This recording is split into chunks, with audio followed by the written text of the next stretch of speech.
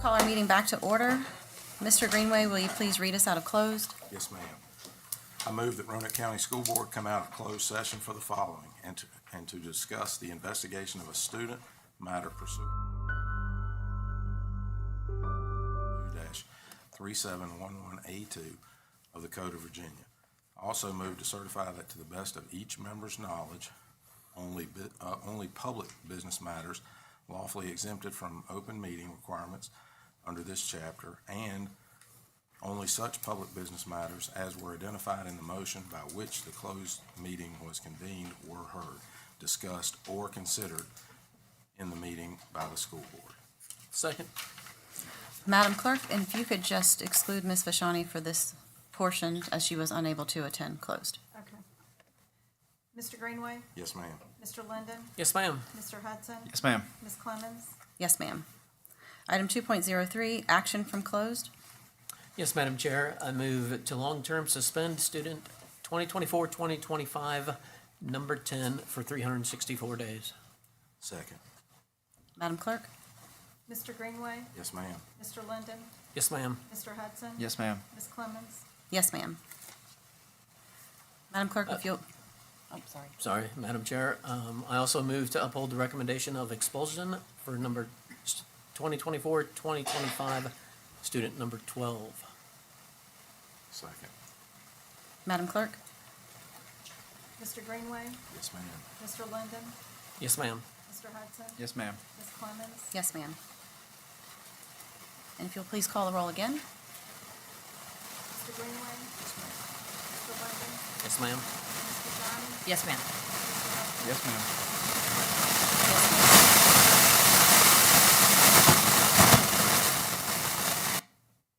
I thought it was snowing, Chuck. Extra.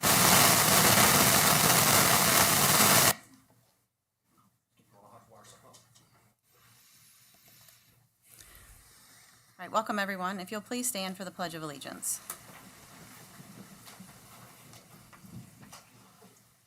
I pledge allegiance to the flag of the United States of America and to the republic for which it stands, one nation, under God, indivisible, with liberty and justice for all.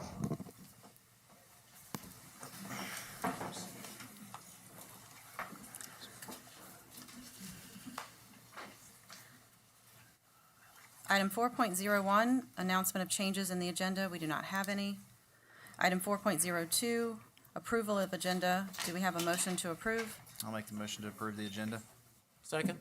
Madam Clerk? Mr. Greenway, Yes, ma'am. Mr. Linden, Yes, ma'am. Ms. Fashani, Yes, ma'am. Mr. Hudson. Yes, ma'am. Ms. Clemens. Yes, ma'am.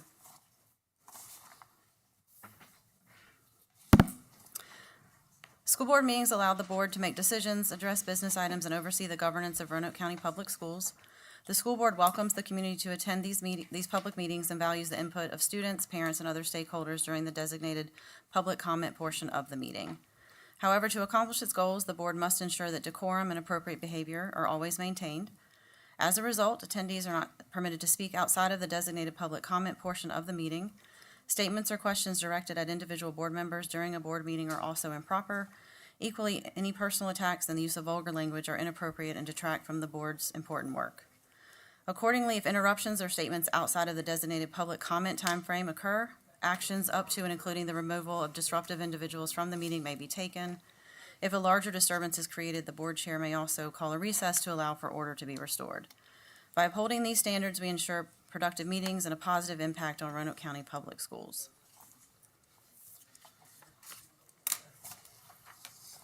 All right. Item 5.01, recognition of BCAT CTSO state winners, Mr. Christian Kish.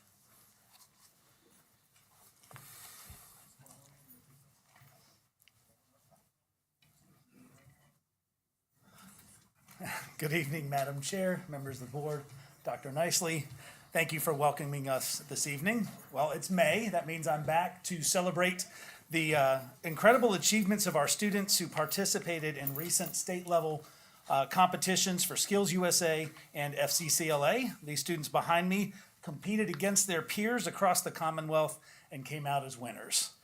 Before we acknowledge them, I do want to take the time to recognize our lead advisors, Mr. Walls and Ms. Kinzer. There's a lot of behind-the-scenes work that goes into planning and coordinating things so students know where to be, when to be there, what to wear, with registration and all that. So their planning and coordination really helped to make sure that they were able to showcase their skills.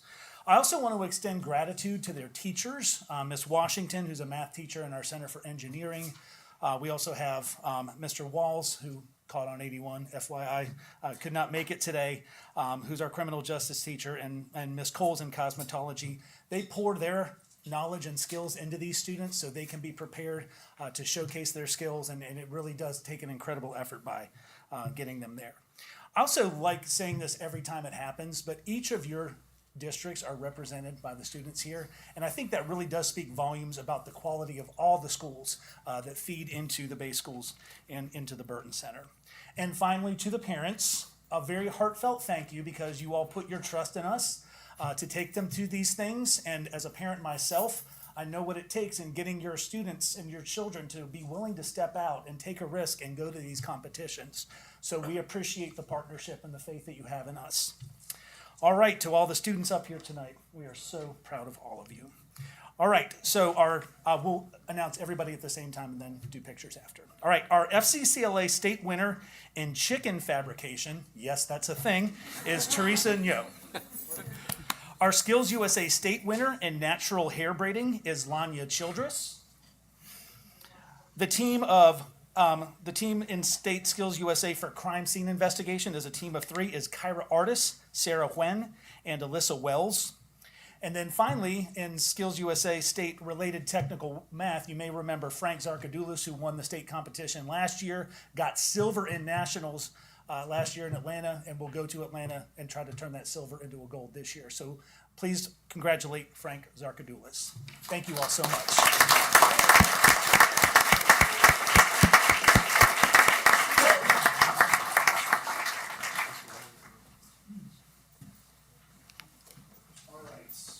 Frank,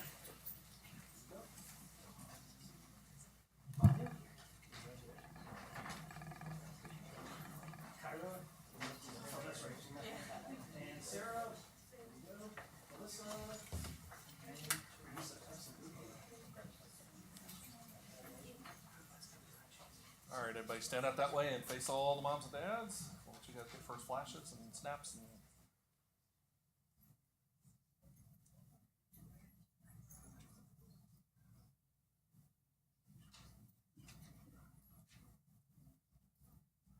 Don't go anywhere. You got it.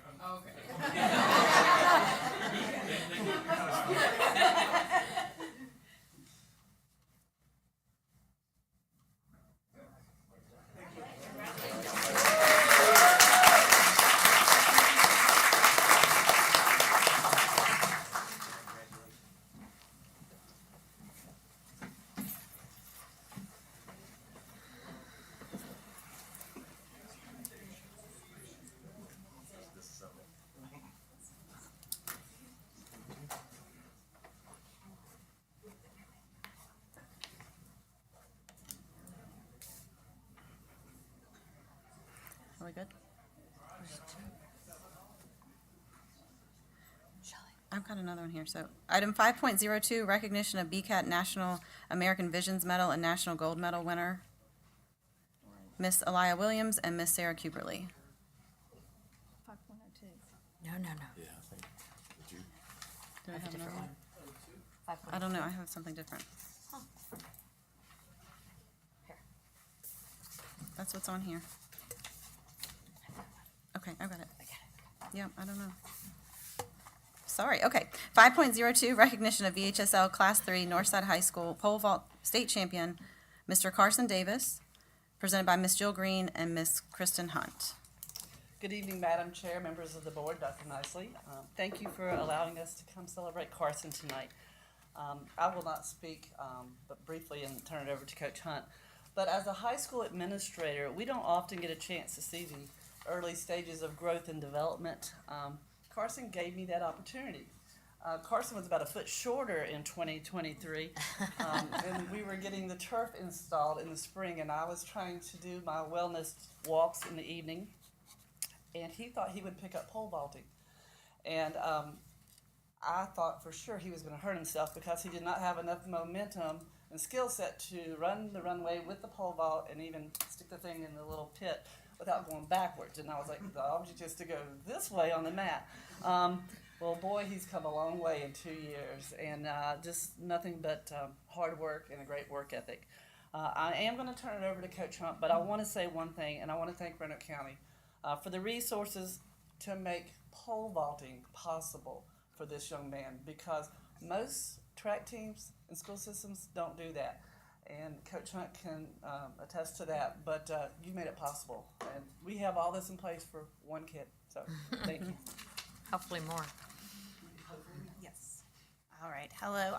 I typed up a whole big thing, but there's a lot of people, so I'm going to go a little bit quicker and not read all of it. But thank you so much for having us. Kristen Hunt, head coach of the track team. Super excited to be here. I didn't realize until I started writing this. I've been a couple times the last couple years for some of our girls. Carson is the first boy we've had who won states in the last 12 years that I've been coach. So super excited about that. And then he's also one of my former Mountain View kids. I did not teach him, but I've known him since he was in kindergarten at Mountain View. So very special to me that I have seen him since he was this big, and now he is this big. And that's one of my favorite things about coaching, is that I get to see the little ones that I teach and watch them grow and form these great relationships, which I feel like Carson and I have.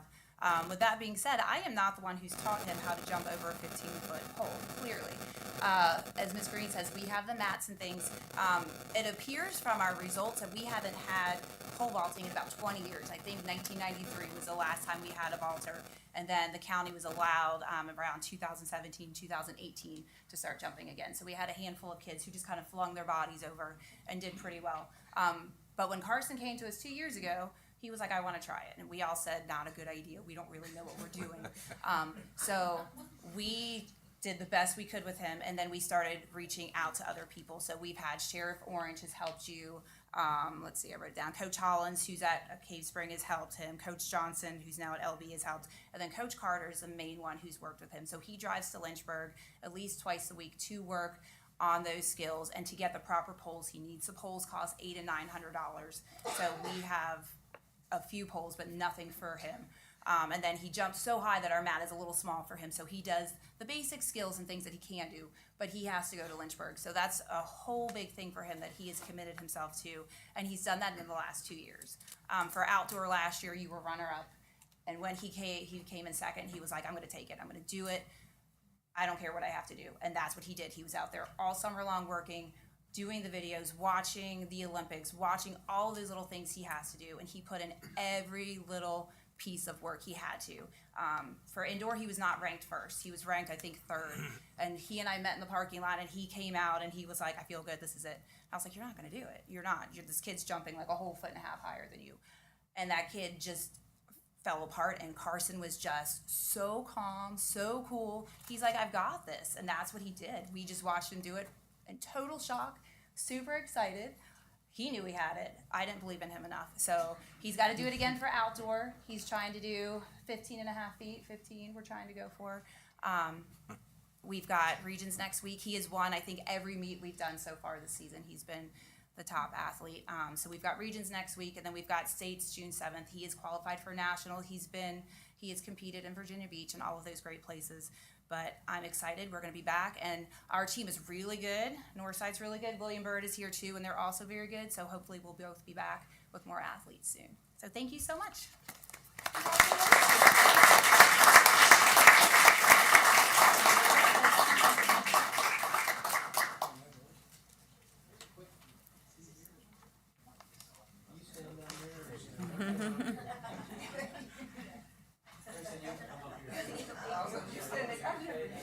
I may have to stand on this.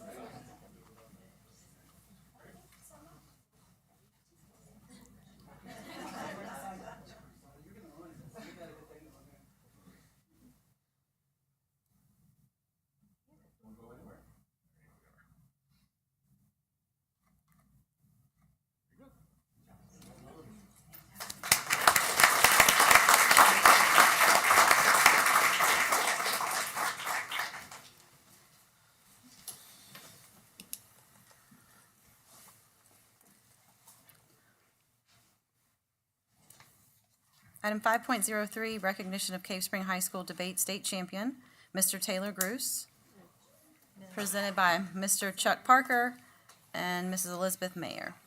Joe, Ms. Taylor Cruz, I'm sorry, that's my typo. What did I say? Ms. Oh, Should be Ms. Sorry.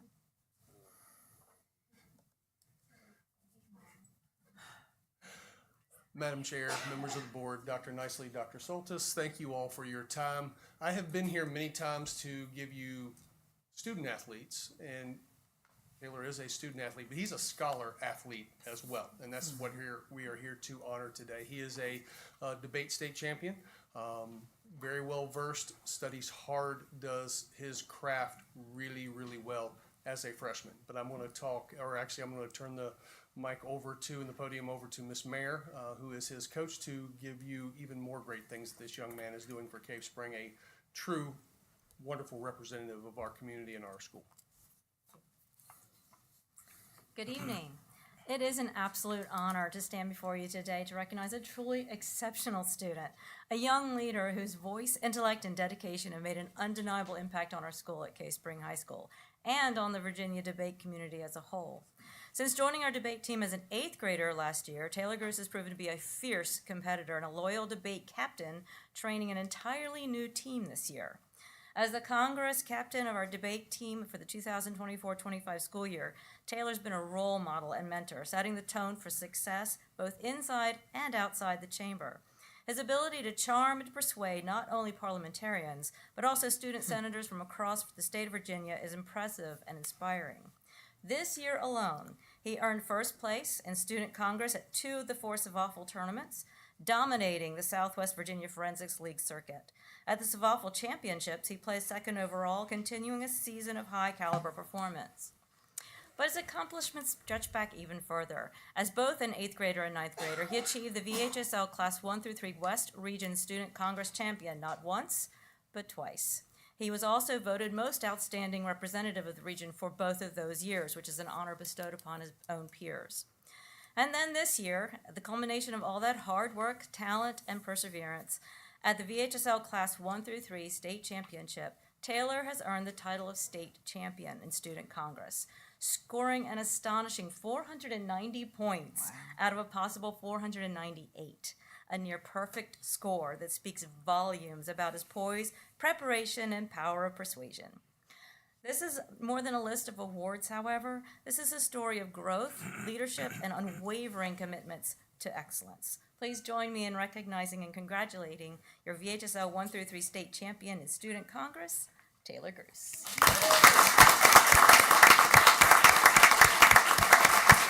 I just want to say a couple of words just because I happen to know Taylor fairly well. He's in the same class with my daughter, and he is just an awesome kid. He's super smart. He's very well poised, as you mentioned. He's just a great kid, and I tell everyone that he's going to be president one day. I think he can tell you what year that's going to be. 2048. Yeah, I figured. And I stand by that. Wait, he's going to be president. And I think he's catching Dad in height. Thankfully, he got his mom's good looks.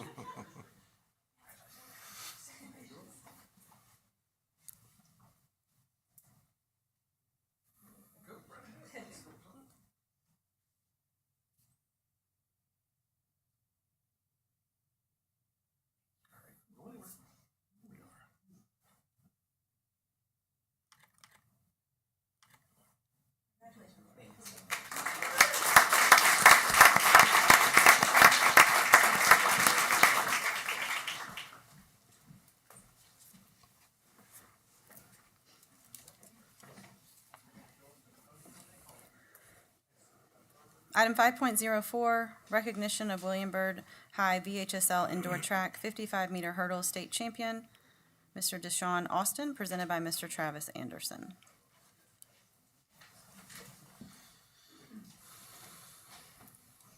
Good evening, Madam Chair, members of the board, Dr. Nicely.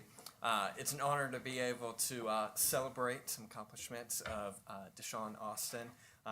We're going to miss him next year. He graduates this year, but we're hoping we can get another state title this spring. I won't jinx it. I'll knock on some wood there. We love having him at school, not only as an athlete and watching him run, how gracefully, in this case it was the 55-meter hurdles, going over those, but also him in the building and his presence and the work he does in the classroom. And so we're excited to be able to honor him. And I've got Coach DeCoster here that will speak a little bit more to him. Thank you for having us tonight. I'm extremely proud and just grateful to be able to be here. Thanks to Deshaun's just tireless work ethic. His love of the track, honestly, has rejuvenated me and my love of the sport as well. 6 years ago, he showed up. He was about this big. He was in 7th grade, and he said, can I work with you guys a little bit? I do track in the summertime. I'd love to keep working it. And he knew a lot, and we let him roll. And he was really good. He'd gone to some AAU national events. And when he got to high school, his favorite events were high jump and hurdles, and he was just a little too small to do it in 9th grade. So we put him in some other events. He's dabbled in some football, some basketball here and there, but track's been his passion. And we let him run some longer stuff. And then last year, he finally grew a little bit enough. In 10th grade, he finished second in the outdoor state meet in the 300 hurdles. So we knew he was getting there. And so last year, in the 55-meter hurdles, he won the state championship as a junior, which presented an extra challenge to him this year to come in with that target on his back. But he rose to that occasion. In the preliminary rounds, he set a school record for us and was the top qualifier to go into the final rounds the next day. There he ran 7.49 seconds.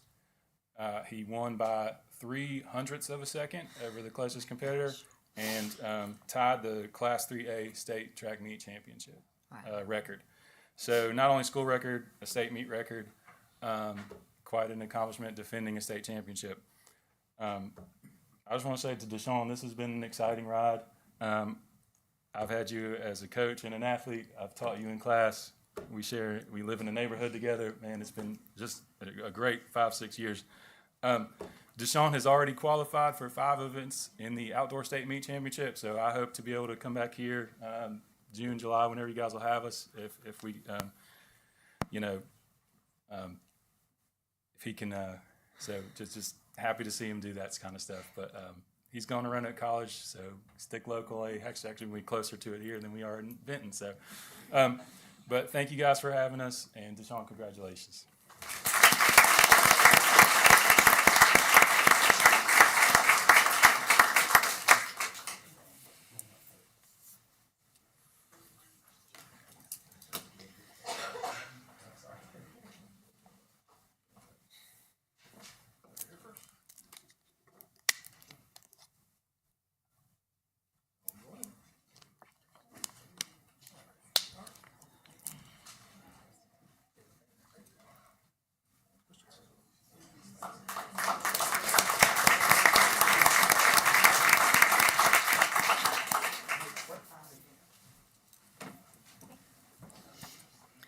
Item 5.05, recognition of Glenver High School Class 2, 126-pound wrestling state champion, Mr. Levi Wright, presented by Dr. Corey Franklin and Mr. Tim Miles.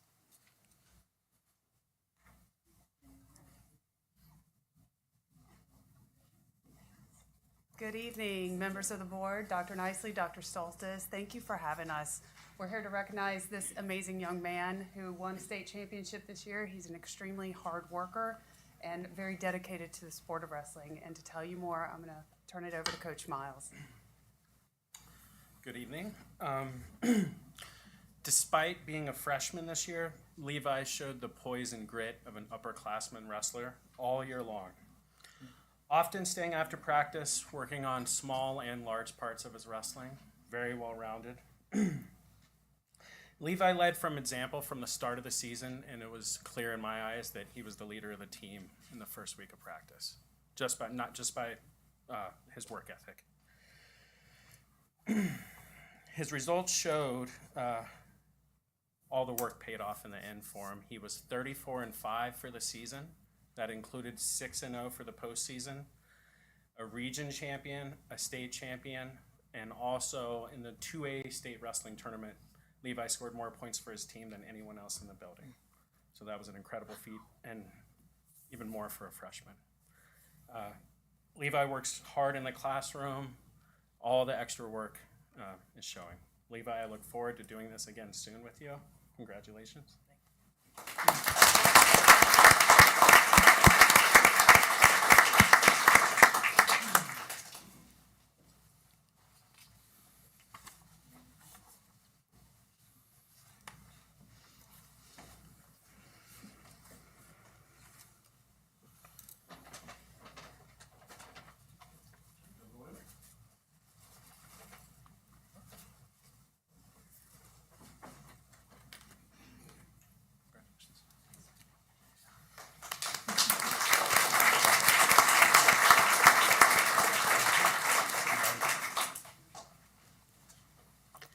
Item 5.06, recognition of Rory Grant from Williamburg Middle as regional spelling bee champion, Mr. Joe Legault and Dr. Deborah A. Bays-Wilbon. Madam Chair, members of the board, Dr. Nicely. It's my pleasure tonight to bring to you Rory Grant, regional champion. Just a little explanation, the regional champion is the one that actually goes to nationals. So he is leaving for the National Spelling Bee Sunday?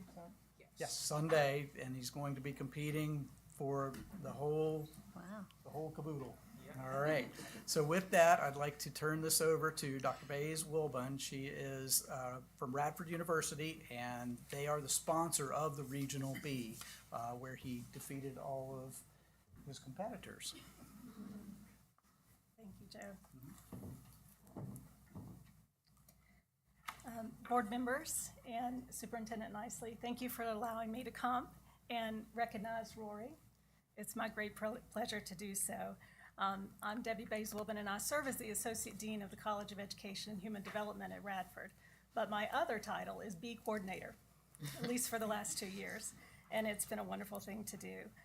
Radford University is one of 200 or over 200 regional sponsors across the nation for the Scripps National Spelling Bee. The Scripps National Spelling Bee is celebrating its 100th anniversary this year, so it's a really exciting year for Rory to be going. Each year, the bee reaches millions of students across the country, thanks to educators who enroll their schools and engage elementary and middle school students in learning word spellings and meaning through participation in the classroom and school level bees. This year in our region, 137 individual schools participated. From those classroom and school level bees emerged 27 spelling champions, and Roy was one of those. They progressed to the regional bee that was held at Radford University on March 22nd. To prepare for that competition, the 27 spelling champions studied the 2025 words of the champions. A list of how many words? 4,000, right?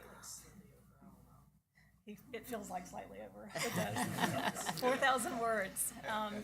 And so that competition list was built from those 4,000 words. Regional competition was fierce, and the bee went a total of 13 rounds this year. It is my great pleasure tonight to recognize the winner of the Radford University Regional Bee. Your regional champion participated with confidence. He was also very humble. After the bee was over and he was congratulated, he shared words about the other spellers and how he thought they were wonderful. He presented with great humility. He was also poised. He looked calm the entire competition. I don't know if you felt calm, but you presented calm, and he was a wonderful person to watch participate. His winning word was neuropathy, right? Yeah. Neuropathy. Radford University will sponsor Rory to attend Scripps National Bee Week, which starts this week, Monday, at the Gaylord National Resort and Conference Center in National Harbor, Maryland. It is a week-long it's a week-long experience for the spellers and their families, and includes lots of special events that I know you're going to enjoy. There'll be educational workshops, excursions into Washington, D.C., and more. While at the National Bee Week, Rory will compete with 242 other national champions. The competitors will represent 50 states, the District of Columbia, Puerto Rico, the U.S. Virgin Islands, Department of Defense schools in Europe, as well as champions from 5 other countries outside of the United States. The preliminaries begin on Tuesday, and Rory will start competition in the mid-afternoon, late afternoon. Yeah. It will be televised, so if you have an opportunity, log into Bounce XL and you can see the preliminaries. The competition then progresses to quarterfinals, semifinals, and then finals on Thursday. I'm looking forward to being at the competition to watch you compete, Rory. On behalf of Radford University's community, we look forward to seeing you engage in National Bee Week. We're proud of you. We know you have a great future ahead, and we're just happy to be part of this, a little part of it. So congratulations, Rory.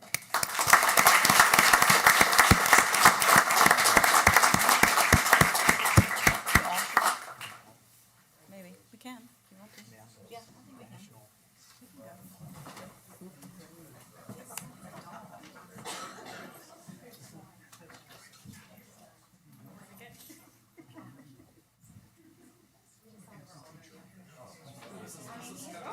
Everybody's sitting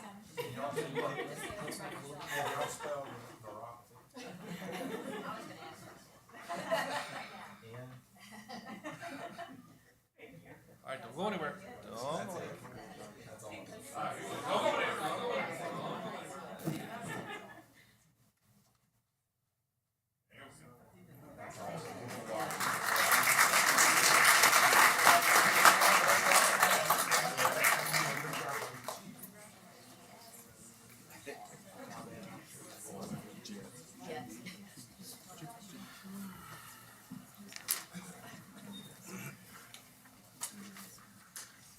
It's cold in here.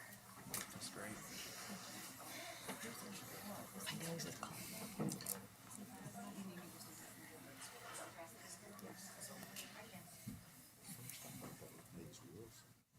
Yeah.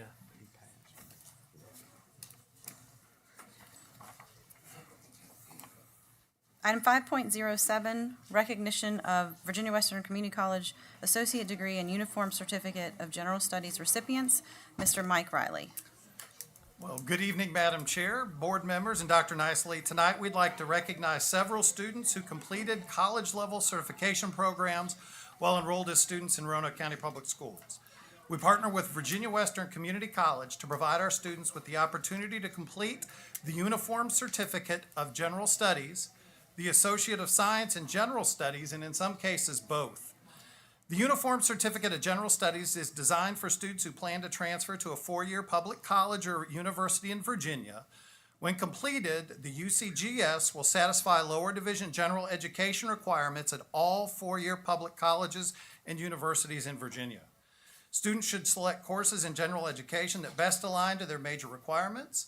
Students completing this program will graduate high school with a minimum of 33 college credits. The Associates of Science in General Studies is designed for a student to complete an associate's degree by taking dual enrollment courses at their base school, as well as some courses directly through Virginia Western Community College. Students completing this program will graduate high school with a minimum of 61 college credits. So at this time, we would like to recognize these students. First up, from Hidden Valley High School, earning the Uniform Certificate of General Studies and an associate's degree in General Studies, is Lucy Furcron. Hey, Lucy. Lucy here? Yep, if Lucy, come on up. Come on up, Come Lucy. on up. Come on up. When we call your name, come on up. And what we'll have you do is just kind of stand off to the side because we'll want to get pictures of everybody together. We'll do a group photo, yep. Next up, also from Hidden Valley High, getting an associate's degree in General Studies and the Uniform Certificate of General Studies, is Natasha Johnson.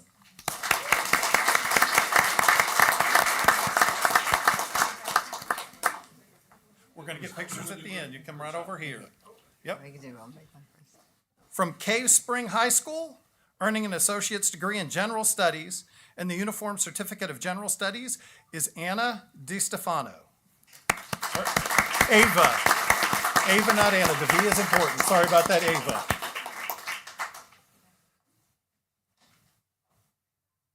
Also from Cave Spring High School, receiving the associate's degree in General Studies, is Noah Wright.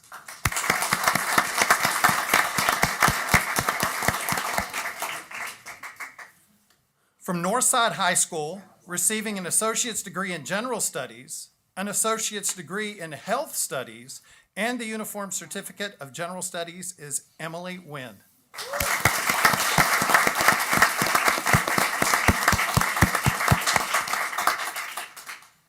And our last student from Northside High School, receiving the associate's degree in General Studies, is Madison Perkins.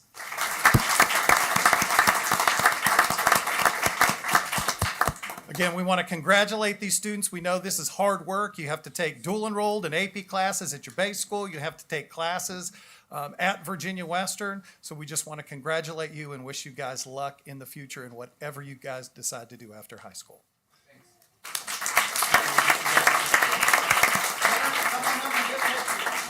This is your chance to get pictures. Board members up top, there we go. Just a second here.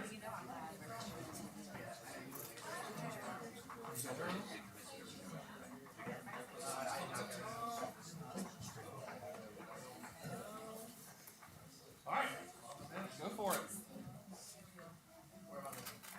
Just dead center.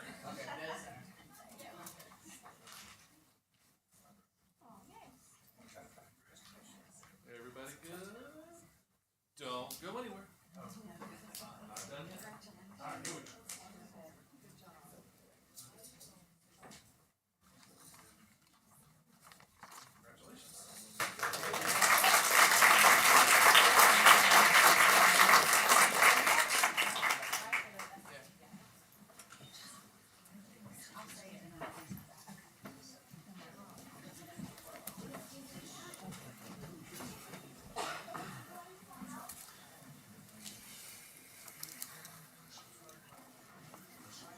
Item 5.08, recognition of the 2024-2025 Student Advisory Council seniors, Mr. Philip Martin.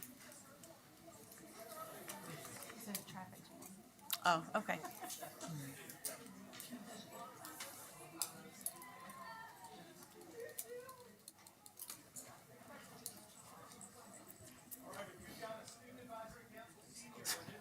Good evening, Madam Chair, members of the board, Dr. Nicely. It's my honor to stand before you tonight as the advisor to the Student Advisory Council. As we come together this evening, I want to take a moment to celebrate and recognize the incredible group of students, student leaders who have made this year such a meaningful and memorable one, not just for their schools and their peers, but also for myself. This group is made up of students who care deeply, not just about their own success, but about the success and well-being of others.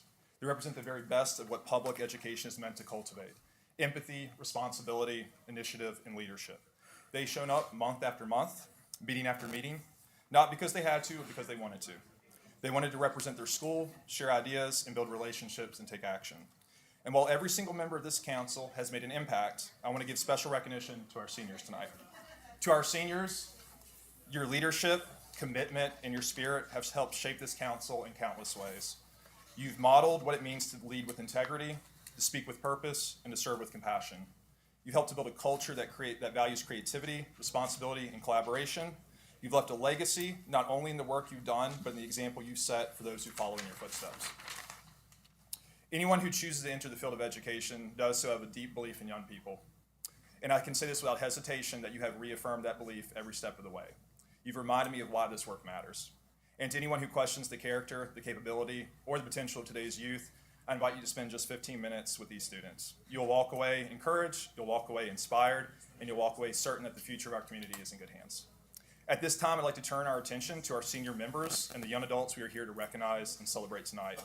In just a moment, you will hear from several underclassmen who will introduce the senior representatives from their schools. We will call up the members from each school, one school at a time. After the seniors are introduced, please take a moment to share with the board your plans after graduation. We will begin with Cave Spring High School and freshman member Taylor Gruce. So at this time, if all Cave Spring members would make their way up to the stage.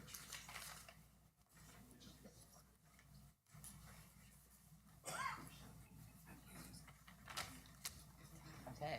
Good evening, Madam Chair, board members, and Dr. Nicely. For those of you who don't know me, my name is Taylor Gruce. I'm a freshman at Cave Spring, and I represent my class on the Student Advisory Council. Tonight, I have the privilege of telling you all about the seniors from Cave Spring, Rochelle Moran and Noah Wright. Rochelle and Noah are both present today, so you'll hear from them in a minute. I'll start with Noah. Noah's been an amazing member of the SAC and has helped both in the school and county-wide in order to make our schools a better place. Throughout his high school career, he's been an active participant in his high school and community, leading him to success on the SAC and beyond. Next, I'll talk about Rochelle Moran. Rochelle has been an integral part in leading the SAC along with Nathan Rogers and has helped to promote mental health along with various other initiatives in our school and community. Thank you, and I'll now bring up Rochelle and Noah to discuss their post-secondary plans and accomplishments. Thank you. Hey, I don't have much to say. I'm Noah. I'm going to UVA next year to study systems engineering. I'm Rochelle Moran, and I'm going to William & Mary next year to hopefully major in psychology. Thank you guys for all you do. That's all for pictures. No, we're gonna take pictures and get certificates at the end. So okay.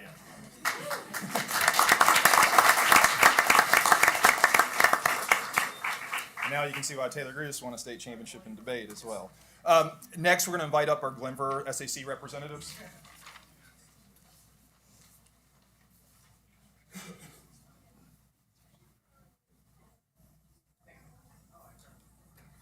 So we have 8th grade member Isaac Borokowitz with us today, and we have sophomore member Evelyn Gard.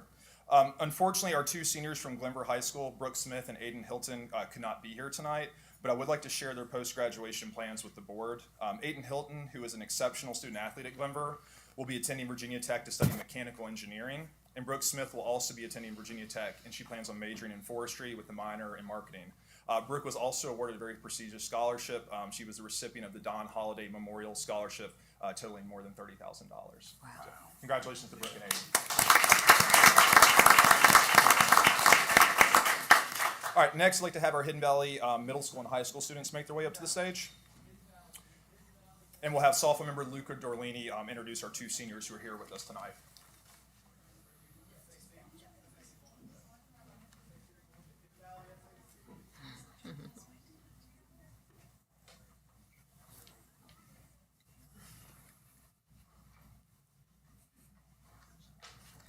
Good evening. My name is Luca Dorlini, and I'm a 10th grade Hidden Valley SAC representative. I'd like to take a moment to recognize our two incredible senior representatives graduating this year. Aaron Boensing, and Gretchen Swank. Aaron is not only a National Merit Scholarship finalist, which speaks volumes about his academic dedication, but also a positive influence on those around him. On the Student Advisory Council, he has inspired others with his strong work ethic, commitment to excellence, and respect for those around him. He has set a positive example for those around him, and his accomplishments have brought pride to both the council and our Hidden Valley community.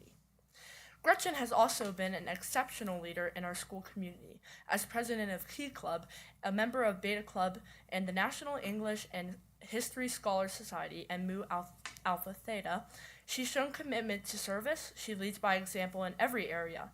On SIC, she has brought energy, creativity, and genuine passion for making a difference. Her dedication has not only strengthened our council, but left a lasting positive influence on our school community. Together, Aaron and Gretchen have inspired us through their achievements, leadership, and commitment to SIC. Their example reminds us how much of a difference students can make, and we are so excited to watch them continue to lead. Now I would like to ask Aaron and Gretchen to share their post-graduation plans. Hey, I'm Aaron, and I'm going to UVA to hopefully study biochemistry on the pre-med track. I'm Gretchen Swank, and I will be attending James Madison University to study elementary education.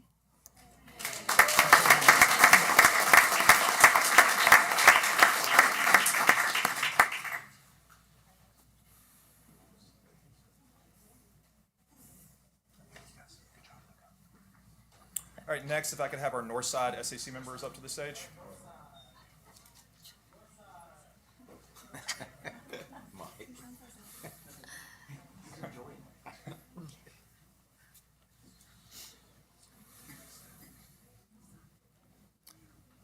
These three wonderfully talented, kind, and conscientious seniors have been an absolute joy to work with this year. I'm so proud of what they've achieved over the last 4 years, and I'm eagerly looking forward to what they will accomplish in this next chapter. First, we have Ariel Allen, who serves as the senior class president at Northside High School and who is graduating with a 4.0 GPA. Ariel was accepted into numerous colleges and universities, but I'm going to let her share her final decision with you in just a moment. Next, we have Addison Frank. Addison, who serves in the Beta Club, the Fellowship of Christian Athletes, and the Tri-M Music Honors Society. And last, we have Rowan Clements, who is an all-district choir member and who also serves in the Tri-M Music and Honors Society. We'll go ahead and begin with Ariel. Hi, I'm Ariel Allen, and I'm going to be attending Virginia Tech on a full-ride scholarship to study marketing management. Hello, I'm Addison Frank. I'll be going to Liberty University to study biomedical science on a pre-med track. Nice. Hello, I'm Rowan Clements, and I will be attending Liberty University after graduation.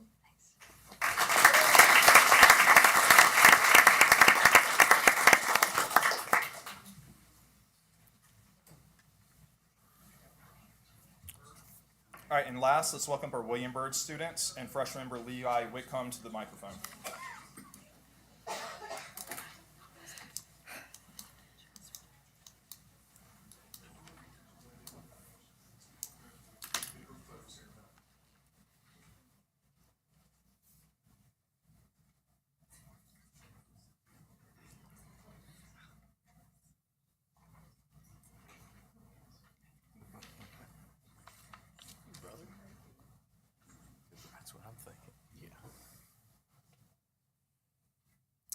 Good evening, Madam Chair, members of the board, and Dr. Nicely. This is my second year on the Student Advisory Council, and I stand before you tonight to recognize our seniors, Nathan Rogers and Mira Raichura. Not only are they fantastic and valuable members of the SAC, but they're also great colleagues. Even since back in 2022 and 2023, when I was just introduced to this organization, they've been there to answer any questions I've had about it, being a curious first member and just hearing about it and obviously being selected for it. They were there for me, and very appreciative of that. So anything that I had wondered about it, regardless of whether it were events or upcoming things or requirements of one to be on that organization, they were always there to answer those questions. Along with this, they've also been incredibly kind and compassionate to me. As I'm sure you're aware, the SAC has a yearly retreat each year. And on my first year of 2023-2024 SAC season, we went to Treetop Quest. and I am dreadfully afraid of heights. So it was very nice to see some people who were there, who were so welcoming to me as a first-year member and very supportive of me as I took on those courses. So not only are they great members of the SAC, being incredibly resourceful and helpful to those who are new members, but they're also great friends, whether it be leading our school clubs or organizing community events for awareness. I wish them the best of luck on their next endeavors in life. And now I ask them to step up to the podium and speak on what their plans for the future are. I'm Nathan Rogers. I'm going to Tech pursuing a degree in architecture. I am Mira Reichera. I will be attending the University of Virginia as an ECHO scholar, and I will be majoring in chemistry on the pre-med track.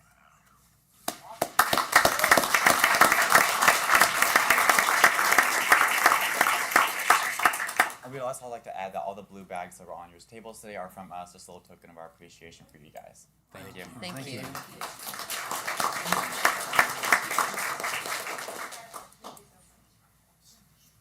Well, at this time, we'll invite all of our SAC seniors, board members.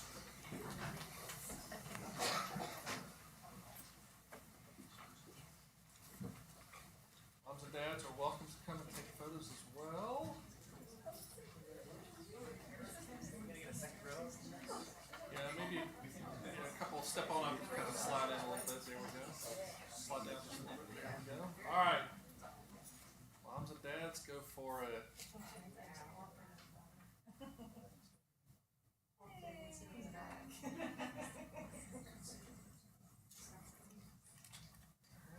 Don't go anywhere. All good? All right.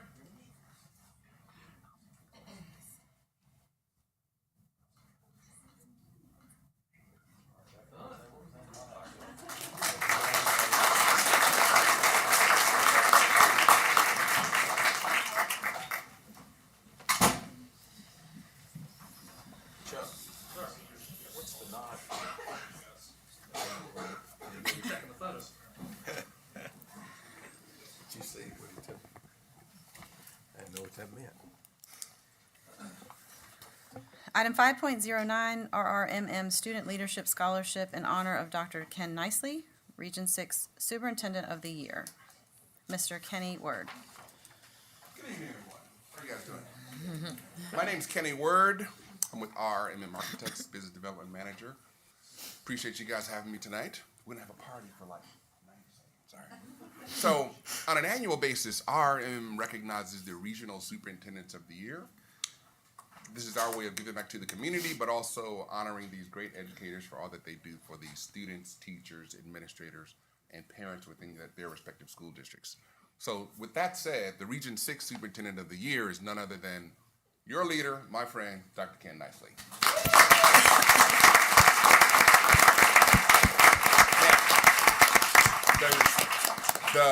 The recipient of this award is none other than the future Hokie, Nathan Rogers. I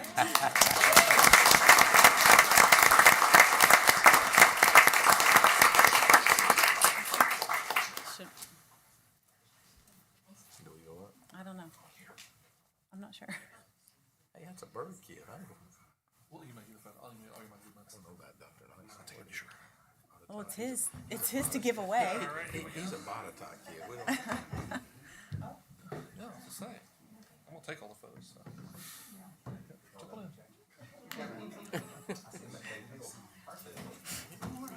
All right, here we go. You might as well. There we go. All right, don't go anywhere. Let's see, am I doing this one too? All right, here we go. Don't go anywhere. Gotta find out which camera I'm on now. Okay, here we go. Very good. All right, come grab your cell phones.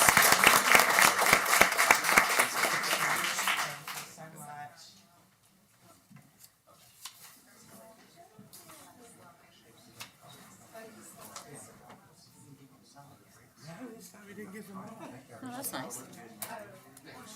He's offered him a job.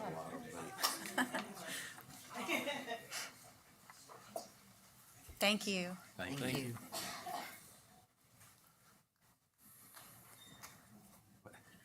Item 5.10, recognition of Glenfer High School and Hidden Valley High School as 2025 VBODA Virginia Honor Bands.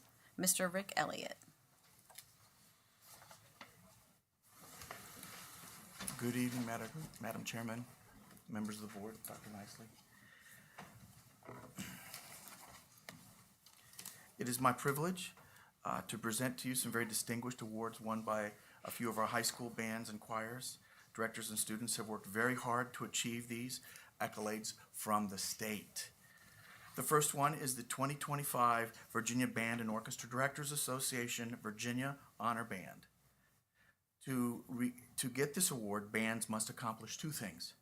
First, the marching band must earn an overall superior rating at the state marching assessment.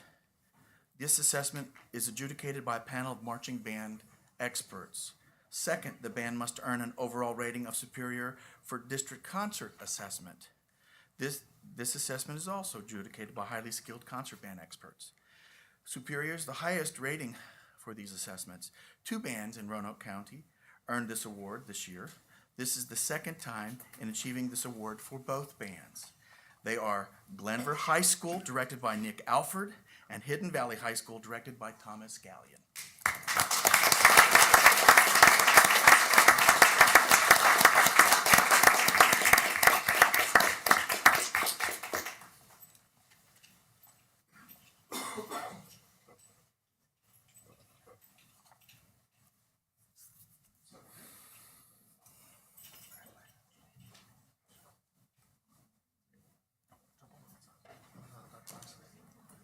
Right over there. Put you two together. Here we are. Anybody else? Okay. Hold tight. We got one. Come on over this way. Thank you. One for the album, Mr. Gallion. Thank you.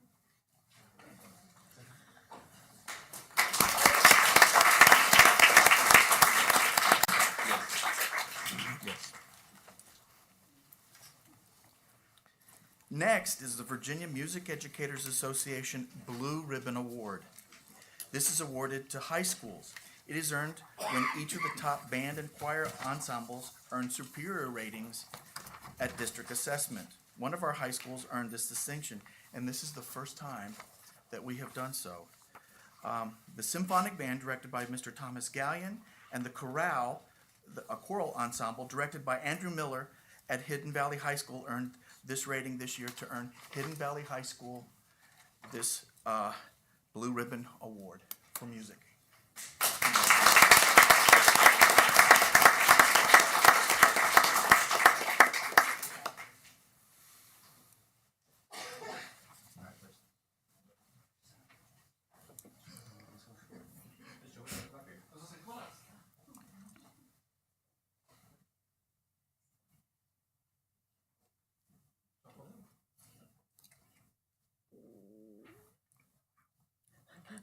I'm hungry.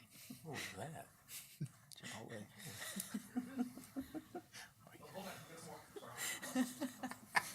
I don't know what's going on over there. It was print. Freeze. I know. Do I need to move?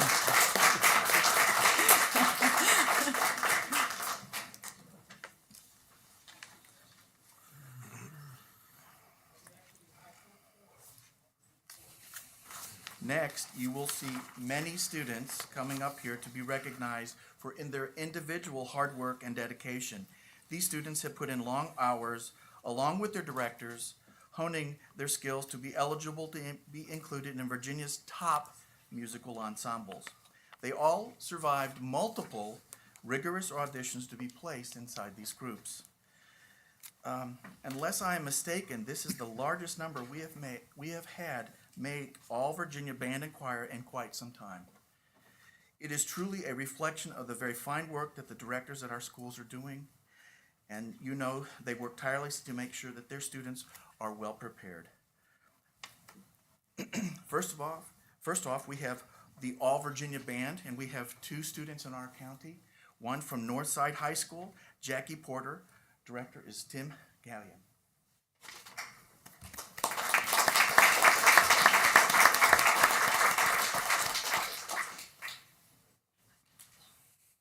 Hidden Valley High School, Julia Pierce. Director is Thomas Gallion.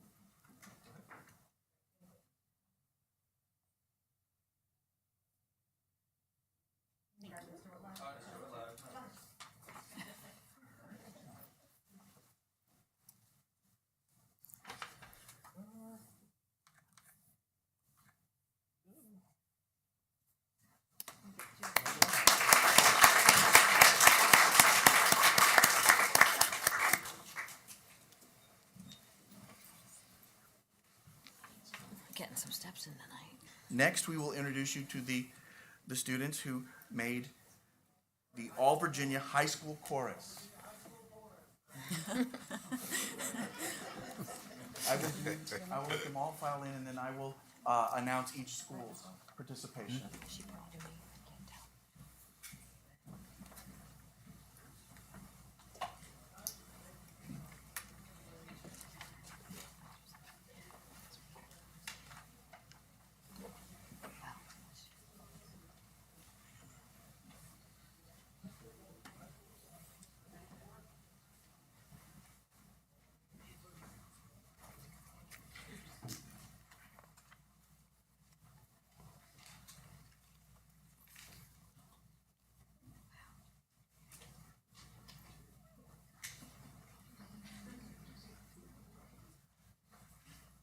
Spent a lot of time trying to get certificates and names spelled correctly. I hope we were successful. From Cave Spring High School, directed by Bradley Stump, we have William Richardson and Pudula Perulalalan. Sorry, my apologies.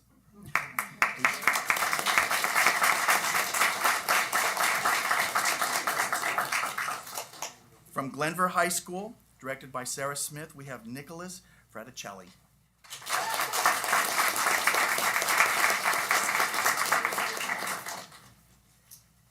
From Northside High School, directed by Ashley Gallion, Bibiana Bell, and Adeline Miller.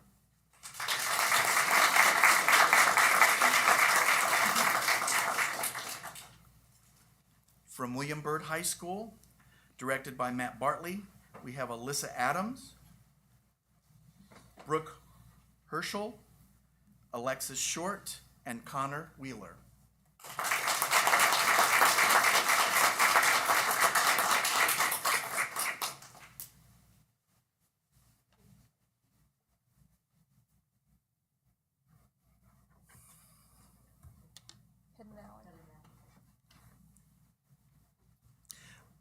From Hidden Valley High School, directed by Andrew Miller, Isabella Shelnut, and Lily Stanley.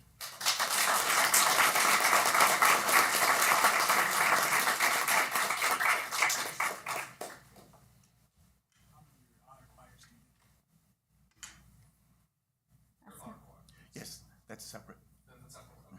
Let's have all of our high school chorus all come out here, board members.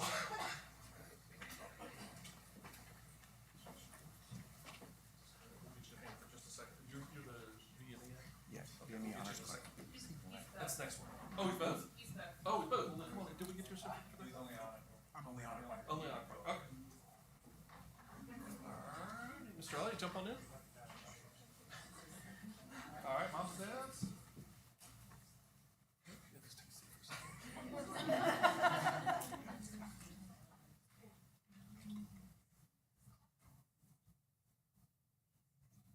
Did they prepare a song for us? Not sure. Are we all good? Alright, don't go anywhere.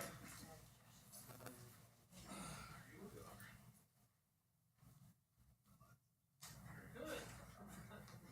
Congratulations.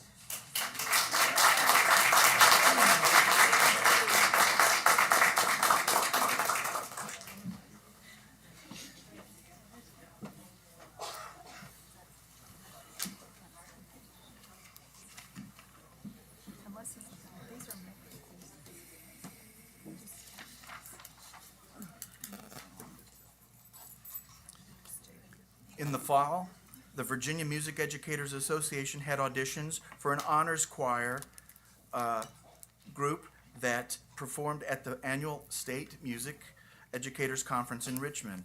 It is a very difficult group to get into. This year, one talented senior from William Byrd High School successfully made it in. His name is Christian Parker.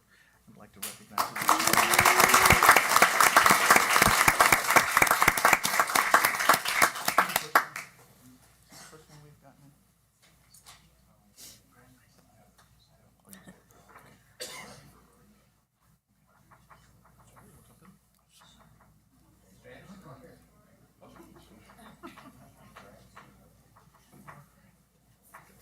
Come on up.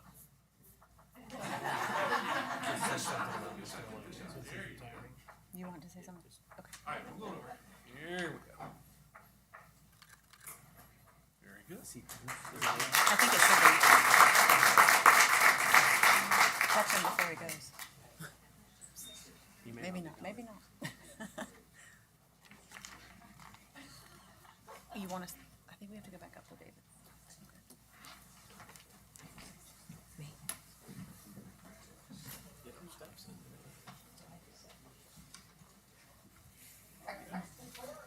Yes, middle, all Virginia middle school course now.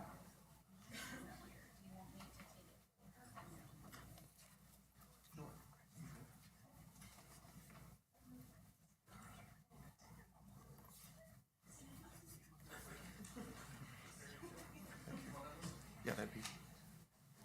Come on down. Come on down.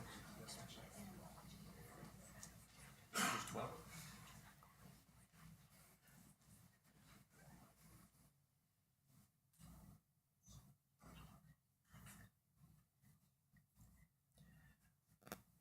These students made the Virginia chapter of the American Choir Directors Association All Virginia Middle School Chorus. From Cave Spring Middle School, Michael Steptoe, Jackson Newbrow, Jaslyn Sarmiento, Seal Dela Cruz, Isabel Duramedes, and Elaine McCorkle.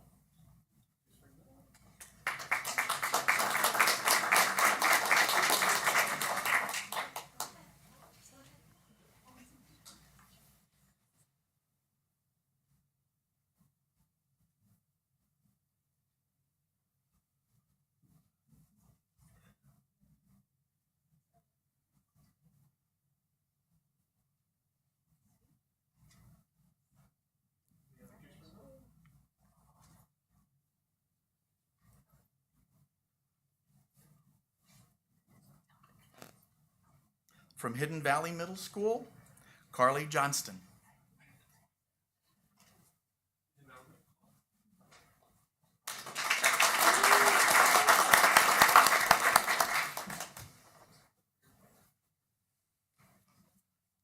From Northside Middle School, Kevin Tran and Olivia Cunningham.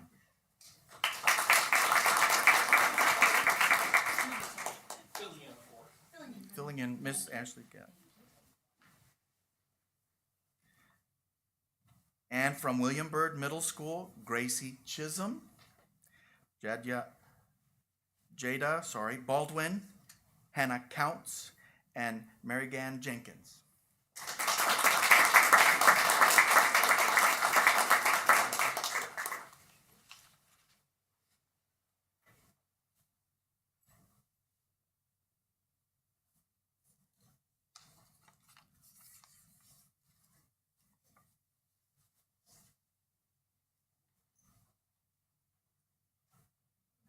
Yes, it is. All right, then let's have all of our middle school boards, board members.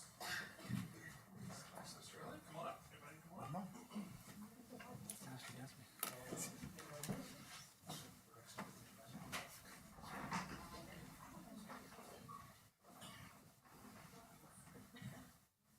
Dad's had at it.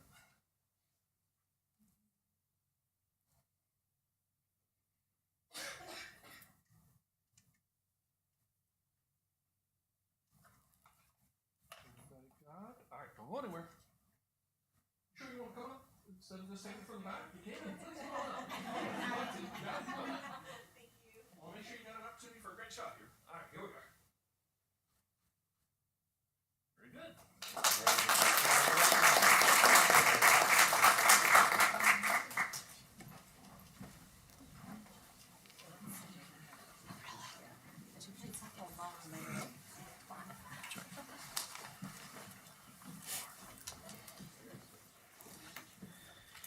Is that all? Oh, you need to catch him. Mr. Elliott, before you leave, I just wanted to say thank you for your time, Roanoke County Public Schools. I know you're getting ready to retire. I've seen you so many times during the Christmas season, running from one school to another. Your dedication and what you've done for our music department is very much appreciated. Just wanted to say thank you.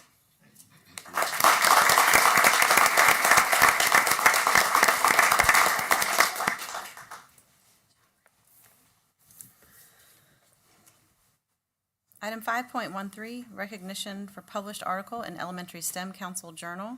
Ms. Kim Bradshaw.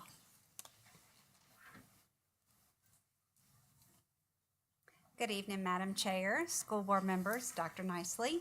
It gives me great pleasure to bring forward Julie Sansemeyer, the principal at Herman L. Horn, and Tina Coffey, the instructional technology resource teacher that's also at Herman L. Horn. Both of these ladies just recently published an article titled Bridging Gaps, STEM Strategies That Work in Title I Schools. And I'm just going to share the opening that they had in this article because I think it truly embodies their vision for Herman L. Horn. We've made it our mission to ensure that every child has access to the tools, experiences, and mindset needed to thrive in a technology-rich world. Through intentional planning, strategic funding, and a lot of creativity, we've developed a hands-on school-wide STEM program that meets students where they are and takes them further than they imagined. I am so incredibly proud of these ladies, not for only having and delivering their vision at Herman L. Horn, but also for taking the initiative to write the article, share, and inspire others across the nation to do the same. So I just wanted to bring these two ladies forward to you all and say congratulations, Ms. Sansemeyer and Ms. Coffey.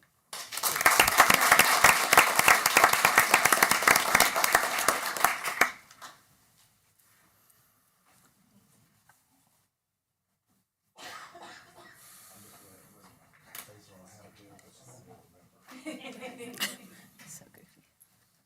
All right, here we go. Very good.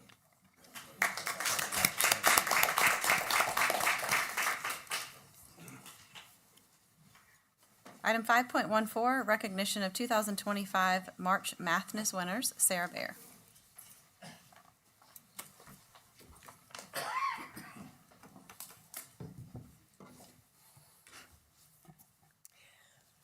Good evening, Madam Chair, members of the board, and Dr. Nicely. I am Sarah Beer. I'm the supervisor of mathematics, and I'm delighted to address you today to celebrate the outstanding achievements of our students during the recent March Mathness competition. For 3 weeks, from March 3rd through the 21st, our schools competed to complete as many IXL math skills to the proficient level as possible. Schools were placed on 4 teams: the Duncan Denominators, Fractions of Fury, Guardians of Geometry, and Number Ninjas. Before celebrating I'm so very sorry. Before celebrating the success of our students, teachers, and schools, I would like to acknowledge the support team that we had from key individuals.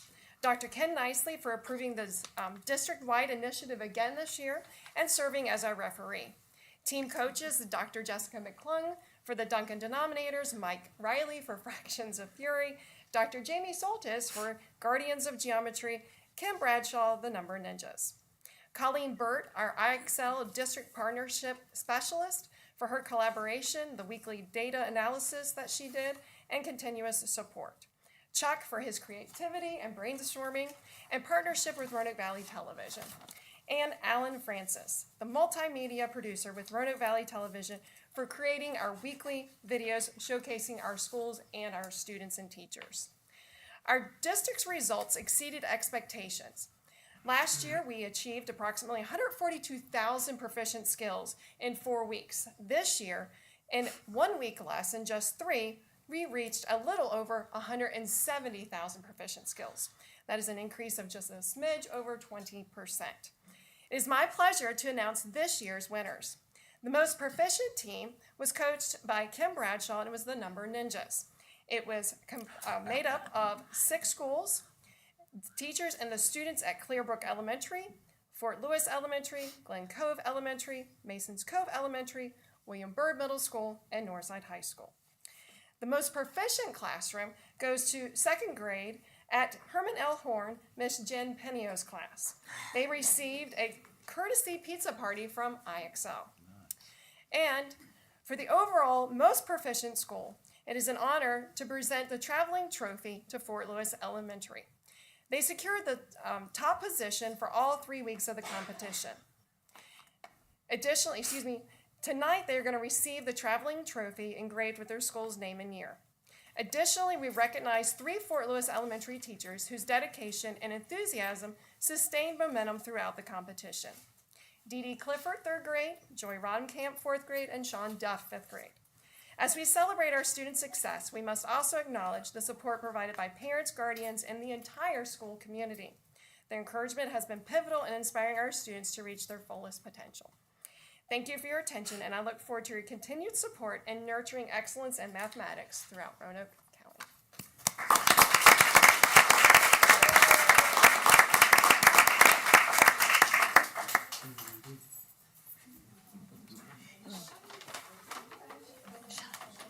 For what? Right now? What's she talking about?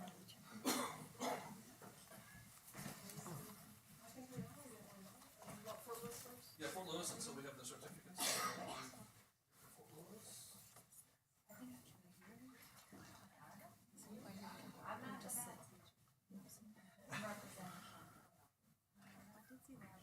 Sure am glad Herman L. Horn got something.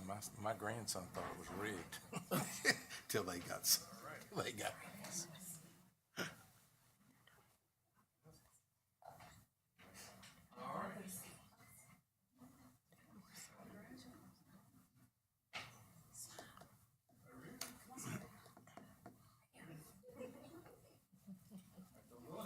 Here we go. Very good.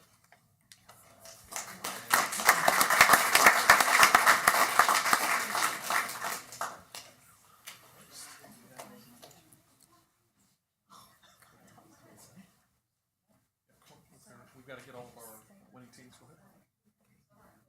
Clearbrook, come on up.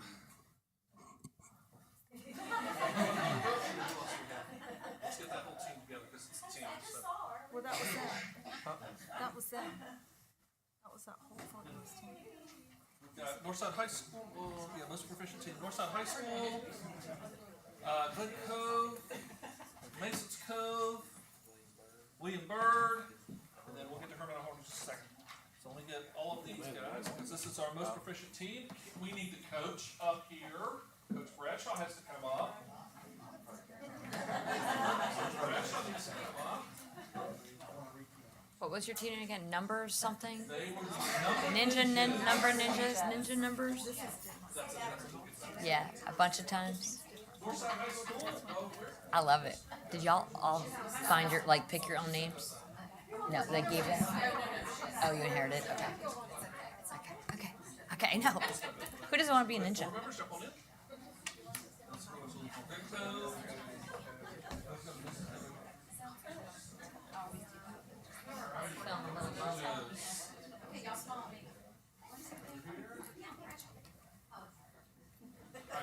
Here we are.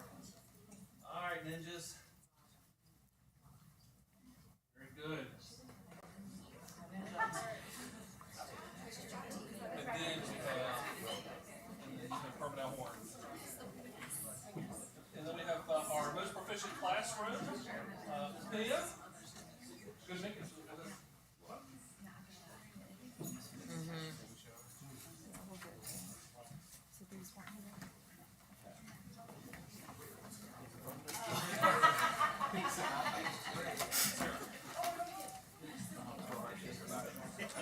I'm freezing.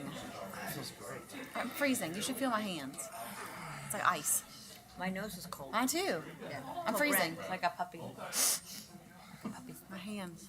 Are you cold? Mm-hmm. Yes, it's awful in here. So I always. It doesn't go with my outfit, David. But thank you for the offer.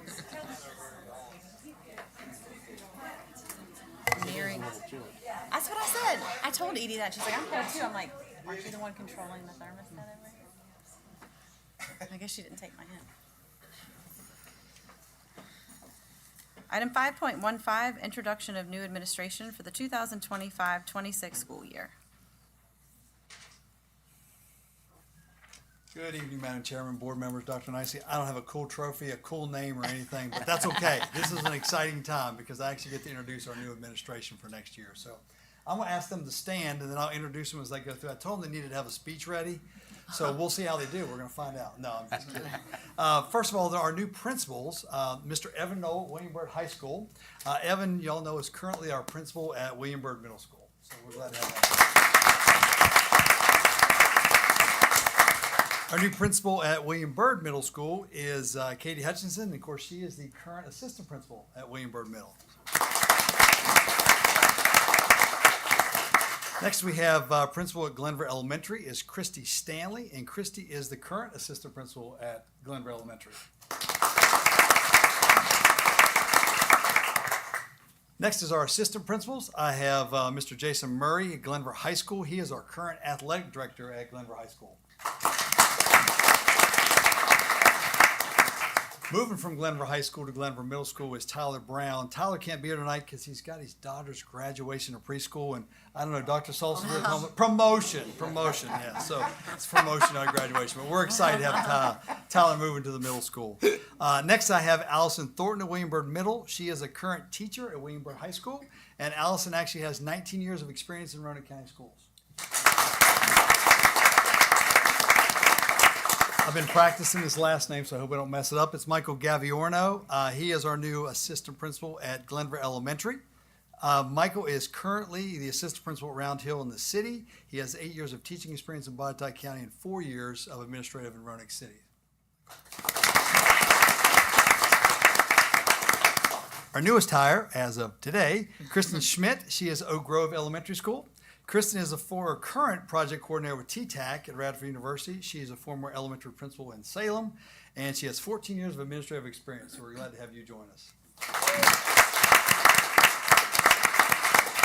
Next is our instructional supervisors. We have Sally Weiss as the supervisor of English language learners. She's a current ELL teacher at Northside Middle, and she has 7 years of experience. And finally, we have Ms. Shannon Norman. She is the supervisor of music and performing arts. She is a current teacher at Case Green Elementary. Shannon has 21 years of teaching experience. I'm really excited about this group.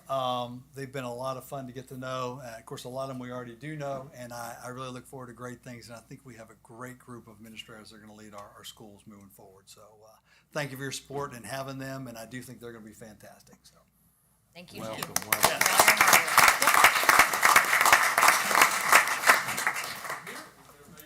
They have to stay till the end of the program, right? They do, yeah. Initiation.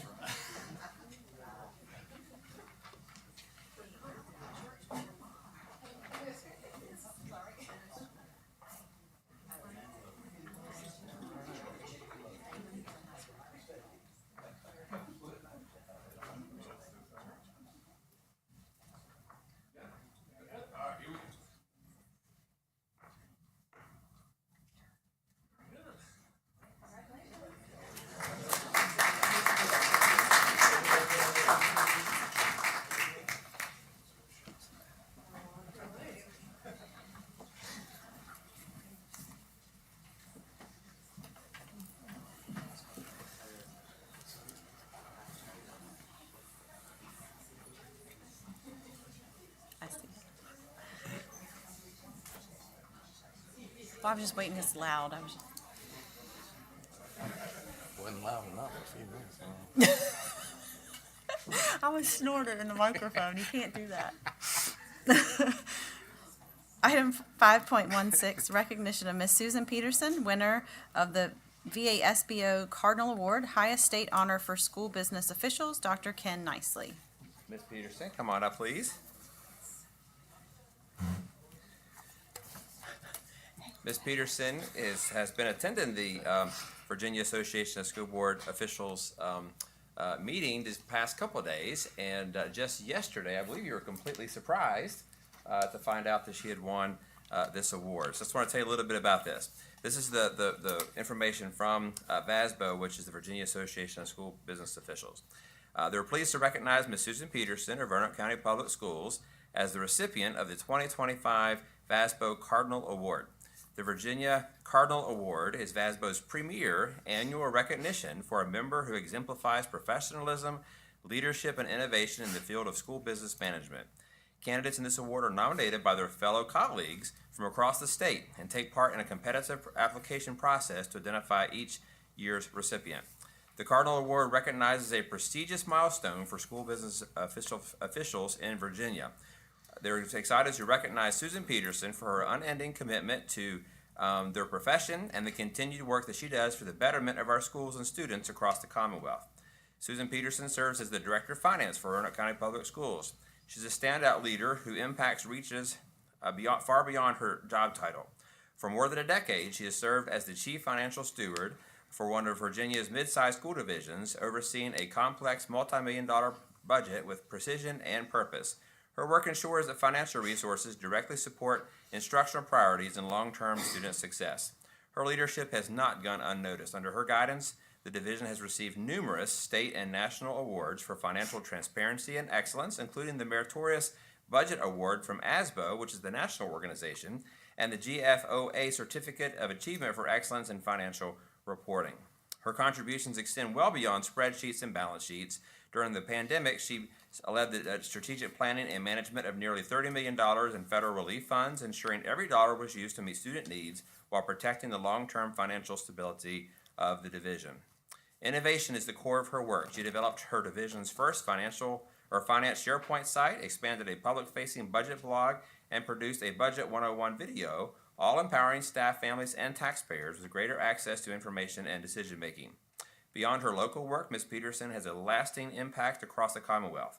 She leads a statewide group of school finance officers, coordinating regular meetings that have become a vital professional network.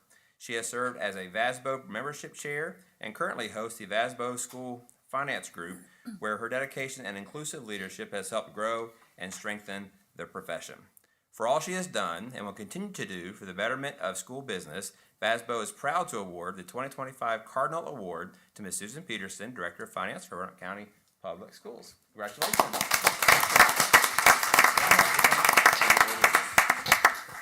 So she was presented this, was a big surprise at the conference yesterday, so let's get your picture right with that.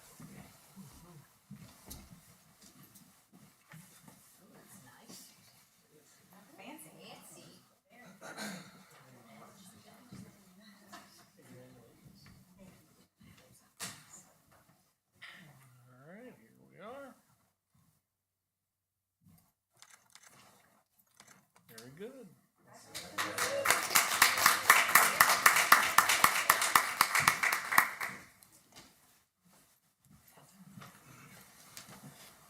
Great job, Susan. I know you only work about 100 hours a week. Or more. Or more. You're doing a great job. Thank you.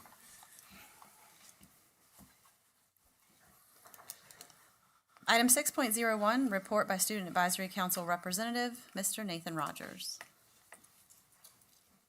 Good evening, Madam Chair, members of the board, and Dr. Nicely. The Student Advisory Council met for the last time this school year on May 14th. We hosted our annual Q&A with Dr. Nicely, welcomed new members, and voted for leadership roles for next year. The Q&A with Dr. Nicely is always a highly recommended and requested by the committee members. It's great to be able to get a glimpse into his day-to-day job and to be able to ask him questions about things going on in the county. It also allows us to form a closer relationship with him and learn some things we didn't already know, like the fact that he willingly chooses to put applesauce on pancakes. I don't know about that. Our council is made up of 2 students from grades 8 to 12 from every middle and high school. This year, we welcome 10 new students to be part of the council. These students are faculty nominated and peer elected, meaning that they show leadership skills their teachers notice as well as their fellow students. We are so excited to see all that they will accomplish over the next couple of years. As I mentioned earlier, we also voted for leadership positions for the 2025-2026 school year. I am pleased to announce that Levi Whitcomb from William Byrd High School has been elected to the role of clerk. Taylor Gruce from Cave Spring High School was selected to be the alternate representative. Lily Bradich from Hidden Valley High School was selected to serve as the vice representative, and Bear Tyree from Hidden Valley High School will be the senior representative. Throughout the year, we discussed a wide range of topics that affect students every day.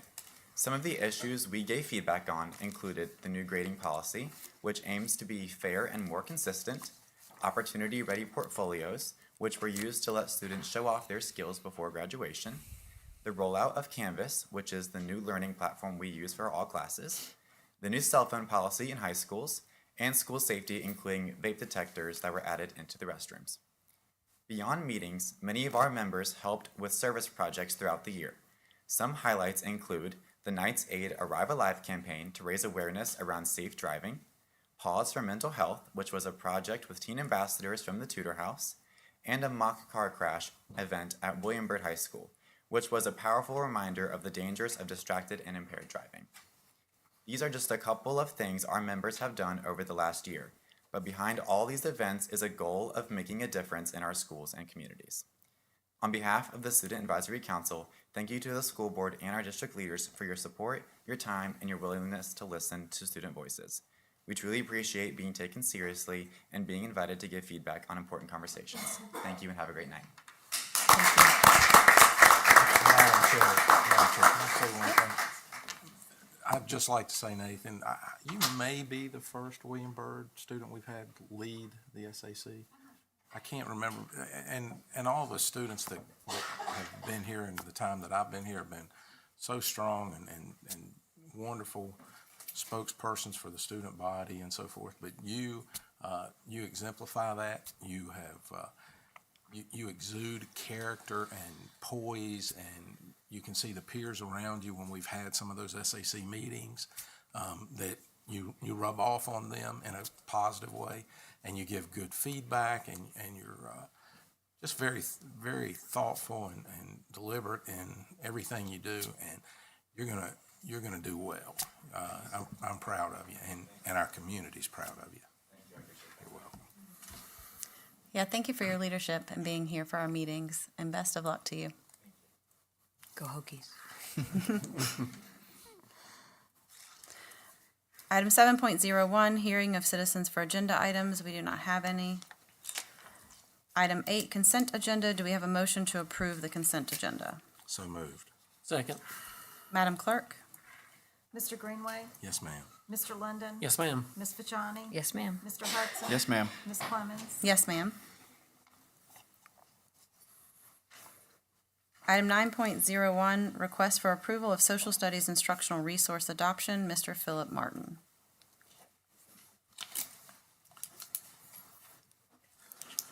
Good evening again, Madam Chair, members of the board, Dr. Nicely. Tonight I'm here to formally request your approval for instructional resource adoption recommendation for social studies in grades K through 4 and 6 to 8. This adoption is a crucial next step in preparing for the full implementation of Virginia's revised 2023 History and Social Studies Standards of Learning, which will take effect next school year. So why adopt now? As I mentioned, there are new standards that will be fully implemented and tested next school year. And in grades K through 4 and 6 to 8, staff are especially reliant on high-quality instructional resources, not just for delivering content, but also for building historical thinking skills, supporting student processing, and then also providing consistent assessment tools. With new standards on the horizon, we must ensure that our materials align and equip both teachers and students for success from day one. To ensure a thorough selection process, we had 2 instructional resource adoption committees that were formed this spring, one for elementary and then one for middle school. Each committee included teachers from every single grade level and every single school across the district, as well as school administration and a parent representative. Using a standardized rubric, we evaluated all materials for style, accessibility, alignment with new standards, digital integration, age appropriateness, as well as pedagogical effectiveness. After narrowing the field down, each committee received formal publisher presentations, then we had a final vote. After an in-depth review, both committees overwhelmingly recommended the same product, which is 5 Ponds Press for adoption. For K through 4, the committee was 100% across the board for 5 Ponds. In middle school for civics, it was 86% in favor of 5 Ponds, and then for US 1 and US 2, it was 75%. So again, pretty overwhelmingly in favor of the product.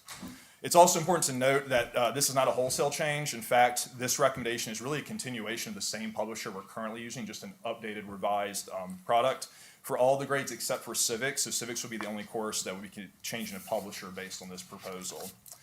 Really quickly, I want to tell you why we're recommending 5 Ponds Press. So first, they were the only available publisher that exclusively aligns with Virginia standards. So they were not aligning with any other state standards. They're also not aligning with Common Core. That means that product is exclusively aligned to the SOLs.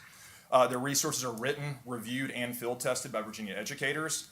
Their ebook platform offers seamless access for students and families, both available in English and Spanish, with immersive features like read aloud, annotation tools, integration in ClassLink, Canvas. I mean, I could go on and on about the digital tools that this product comes with.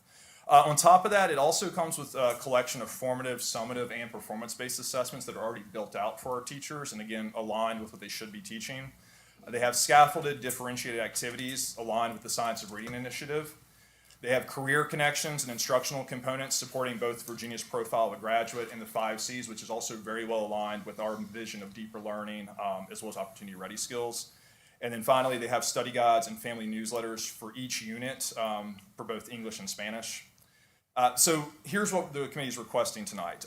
We respectfully request that the board approve the adoption for Five Ponds Press for grades K through 4 and 6 through 8, permission to immediately begin purchasing the recommended materials, and permission to immediately begin to surplus or remove existing social studies instructional resources for these grade levels only.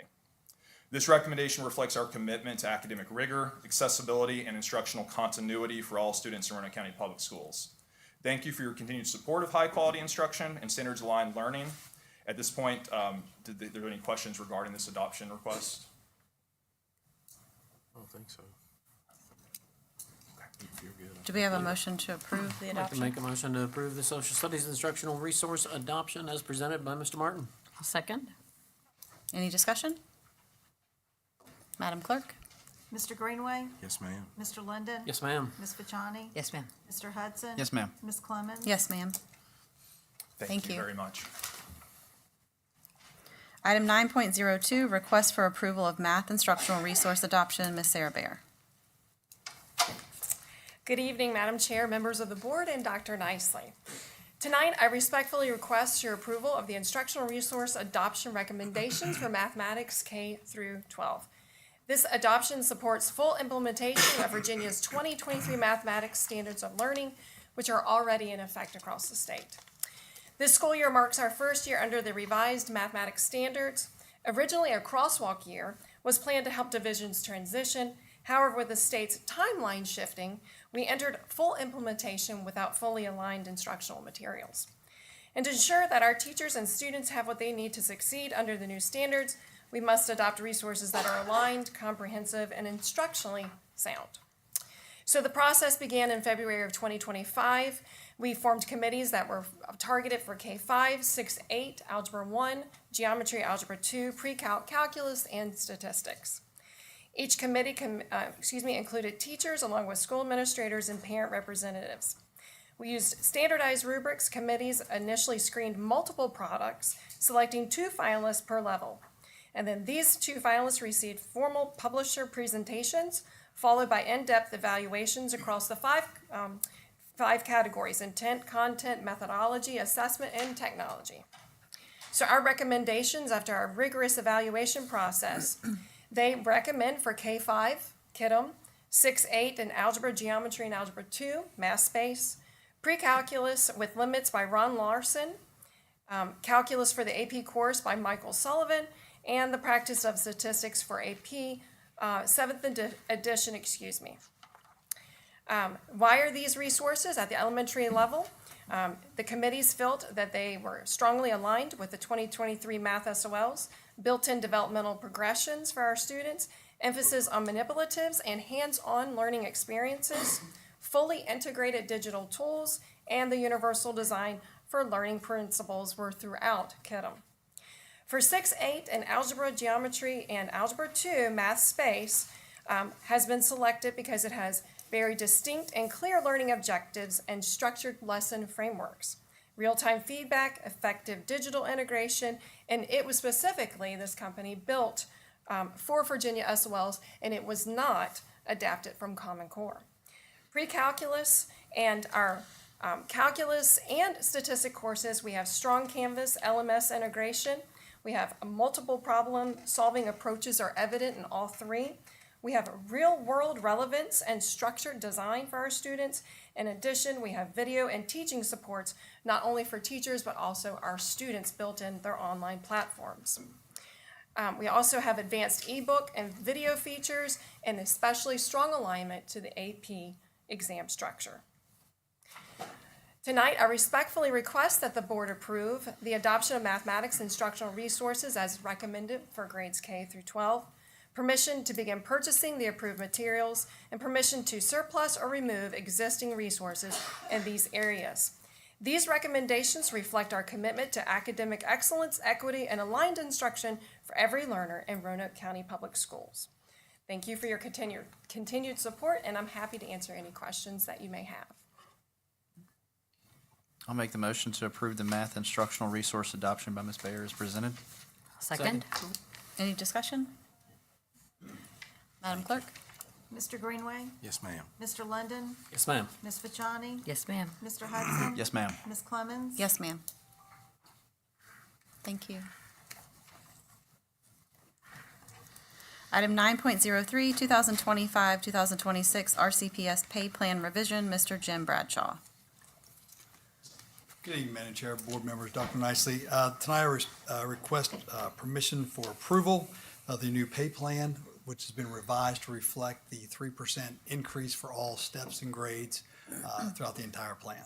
And that's the only change from the updated that you already approved last meeting or last time we did the budget.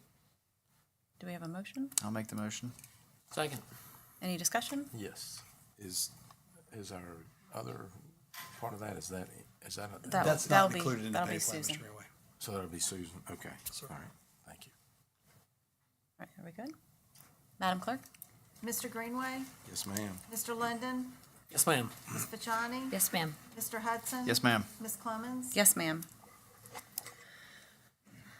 Item 9.04, 2025-2026 Annual Budget Revision Approval, Student Fee Schedule, Ms. Susan Peterson.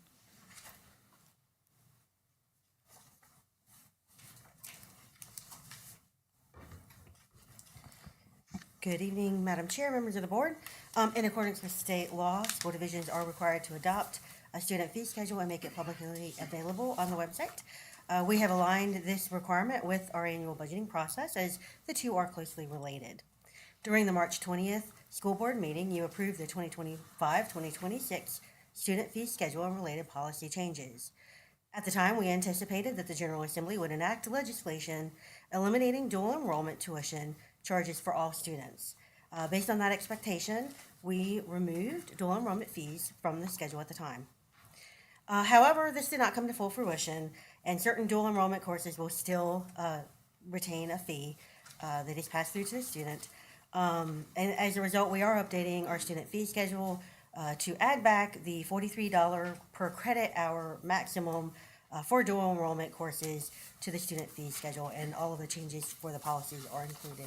You will see the additional revenue and expenditures in the next item. So if you have any questions, I can answer those, but otherwise, we just have the fee schedule and the policy change. To make a motion to approve the 2025-2026 annual budget revision regarding student fee schedule. I'll second. Any discussion? Madam Clerk? Mr. Greenway, Yes, ma'am. Mr. London, Yes, ma'am. Ms. Fachani. Yes, ma'am. Mr. Hudson. Yes, ma'am. Ms. Clemens. Yes, ma'am. Item 9.05, 2025-2026 Annual Budget Revision Approval, Ms. Susan Peterson. I am glad to bring a revision to the school board to increase our original budget by $4.6 million from the original budget adopted on March 20th. We held a work session on May 12th to review all of the items that are on this screen. This is also in your board docs, and you have it's on like page 2 of the stapled landscape report in front of you, if you want to follow on there. I'll really quickly review kind of what we discussed at that time, but I won't beleaguer the information. On the revenue side, we did have $3.3 million additional revenue coming from the state. Roanoke County increased their revenues, and that came through the revenue sharing agreement to provide an additional $597,284 to the school division. Also, as part of the revenue sharing agreement, they provide us some CSA funding that we turn around and transfer back to the schools. So you'll see an additional $250,000 in revenues. You'll also see that later as a transfer back to them in under expenditures. And then, as I previously spoke in the last item, the dual enrollment tuition, we have added $75,000 back to the revenues again, you'll see an expenditure of the same amount down below. And then on the expenditure side, we did provide for a 3% scale shift and discussed this. That provided a 4.6% raise to all employees that were not at the top of the scale, and we will address that in a minute. But for now, we've got 3.7 million set aside for that. We had increased the technology replacement plan transfer for an add-on to our Raptor program. This is Student Safe. This is for threat assessments. So that was the 21,085. You've got the CSA transfer I mentioned. Then the nutrition marketing is $8,500. This is for specific items that are promotional materials during school breakfast and lunch weeks for our students. The next item, school board or Senate Bill 1017 did not come to fruition, and so we do not need to set aside that additional $100,000 for unpaid bill balances. So we pull that off of our expenditures. We are providing an additional $50,000 in athletic allotments. This will end up providing another $7,600 per high school and $2,400 per middle school. We're adding in, as AI is becoming the new hot topic, and we're working to get our hands around that. We are adding in $81,000 for software for teachers and students to use AI software. And it does have all the correct legalese in the background to protect our student information. We are adding one HVAC apprentice position for $24,250. We are also adding in a school counselor floater to help with leaves of absences when they occur. And then you see the dual enrollment tuition. So that amount brought us down to just under, we had $26,412 left over that we had discussed at the time, possibly putting into health insurance. However, subsequent to this meeting, I was asked to provide additional information on employees at the top of the scale or over the scale. In response to that, and based on the feedback given to us, we are recommending a one-time longevity stipend of $1,000 for these employees to help offset the insurance costs. The total cost of this stipend would be $87,210. So the difference of that is $60,798. And we do feel comfortable that we can budget negative payroll lapse of this amount to cover the difference. The final schedule that you have in front of you shows the breakdown by fund and by functional category so that the county can adopt our budget on Tuesday. So what I will end up doing is they have read the first reading of our budget, and on Tuesday they will have the second reading. So I'll provide them with these changes at that time, and as long as you adopt them tonight, and then they will adopt our revised budget as their original budget. So I can answer any questions that you may have. Do we have a motion to approve? Yeah, I'll make a motion to approve the 2025-2026 annual budget revision approval as presented by Ms. Peterson. Second. Discussion? Yes, thank you, Madam Chair. So, thank you for the proposal. Thank you, board members, for an adjustment for our senior employees. I just want to make it known that I think we need to change that step scale from, is it 31 we've got currently, to at least 33. I think we ought to make that as a part of our budget adjustment. Just so you know, I fought to get the same across the board for the 32, 33-year employees that we gave our 0 to 31 employees. And for me, when you open your checkbook and you read down what you've paid out of your checkbook, it kind of tells you what is important to you. And when you do a budget, it kind of tells you what's important to you. And while we fought hard and got this additional percentage for our employees, knowing from a business perspective what your senior employees mean to you, it bothers me that we're not treating them the same. I know, there's got to be some kind of guidance, and we're government and we don't want to grow necessarily, but in my mind, those senior employees should be treated the same as as the younger employees, especially for their guidance, their leadership, their experience. Otherwise, we wouldn't still have them. And in a lot of those schools, and from some of the conversations I had with principals, those are the most leaned on advice given employees we have. So I think it's a shame. It's not much difference, I'll be honest. It's not a lot of difference in what we're given and what we're doing, but we have to fight for this every year, and I don't think that's something we should have to do. We had the money available through the payroll lapse, just like we've spent $2 million this year to cover our reserves. I feel like we could have found $120,000 for those employees.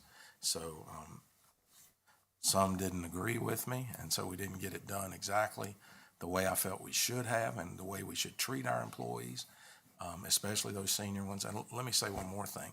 When we talk about our senior employees, we're not talking about a GE 35-year employee that's making $150,000 or $200,000 a year.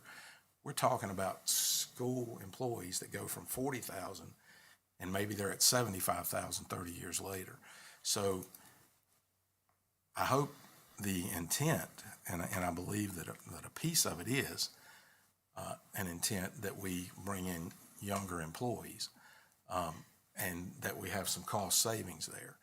But when you're talking about what these teachers mean to our communities and to society in general, I think they're worth every penny.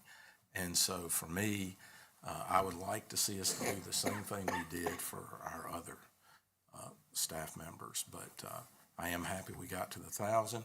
I'll fight the fight again next budget season. I probably should have brought it forward a little sooner, but I really didn't think we would cut those out when we gave this. So thank you, and that's all I've got.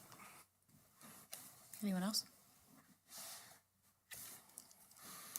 All right, Madam Clerk? Mr. Greenway, Yes, ma'am. Mr. Linden, Yes, ma'am. Ms. Fachani. Yes, ma'am. Mr. Hudson. Yes, ma'am. Ms. Clemens. Yes, ma'am. Thank you, Ms. Peterson. Thank you, Susan. All right. We have no information items. She's really earning that award back there, aren't you, Susan? Making you work hard. Trying to squeeze every dollar out of you, Susan. Well, let me say, that's not, that's not Susan. That's our call right here. That's the board. No, I'm just saying we put in extra work. She Yeah. has lots of extra work. Thank you, Susan. Yeah, thank you, Susan. Item 11.01, hearing of citizens for non-agenda items. Our first speaker is Karen Looney.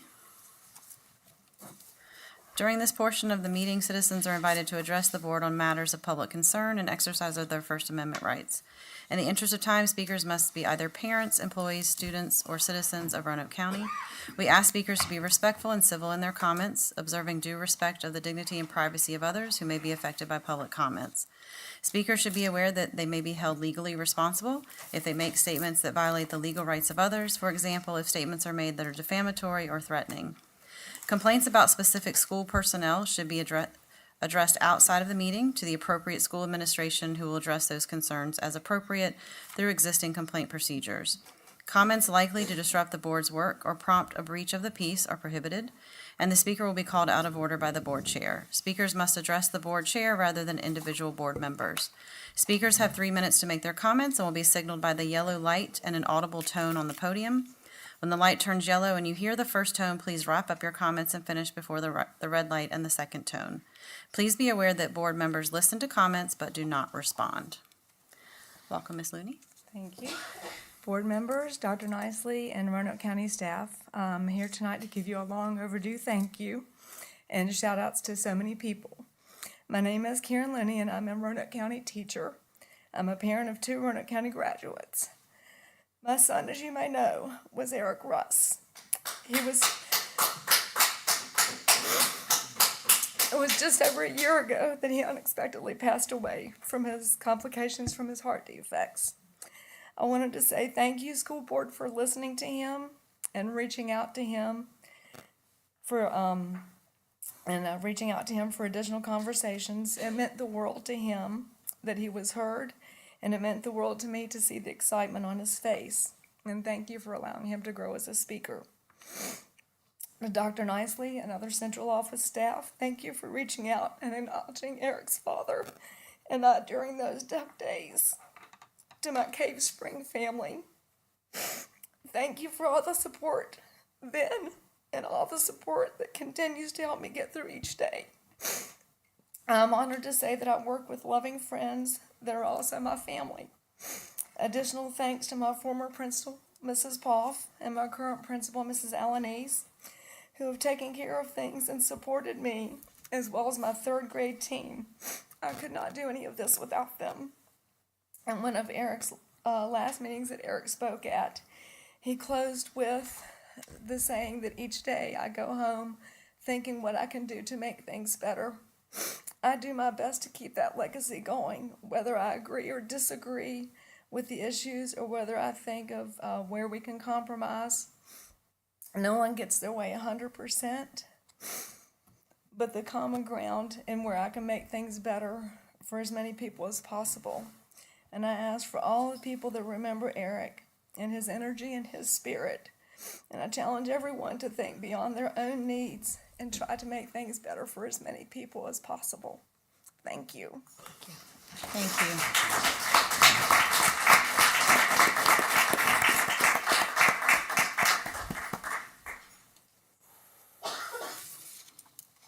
Our next speaker is Keely Meadows.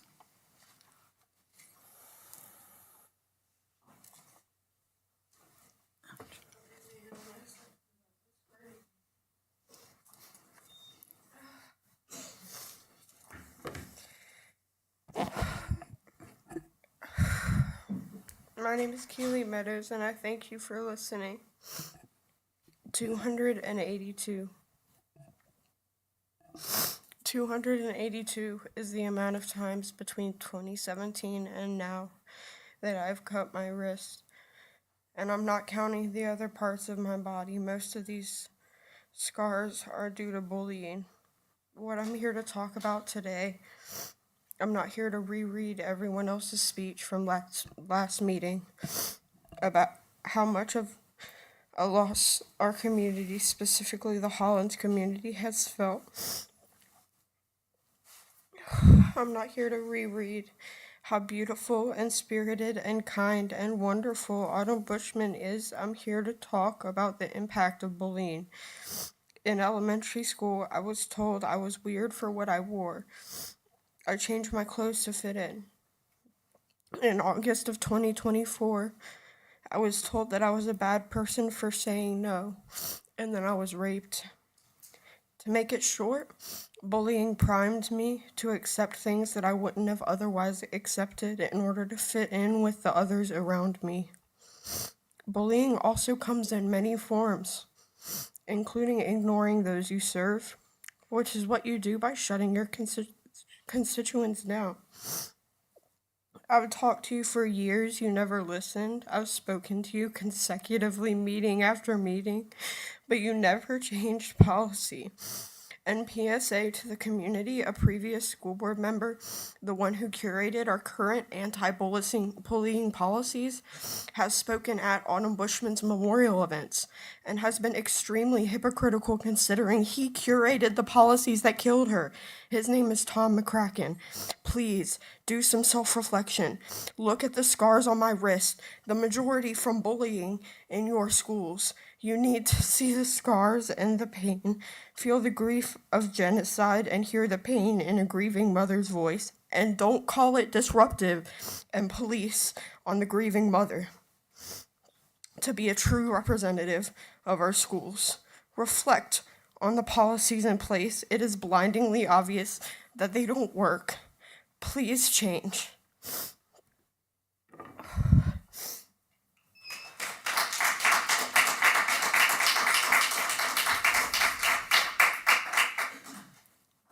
Our last speaker is Emma Wrench.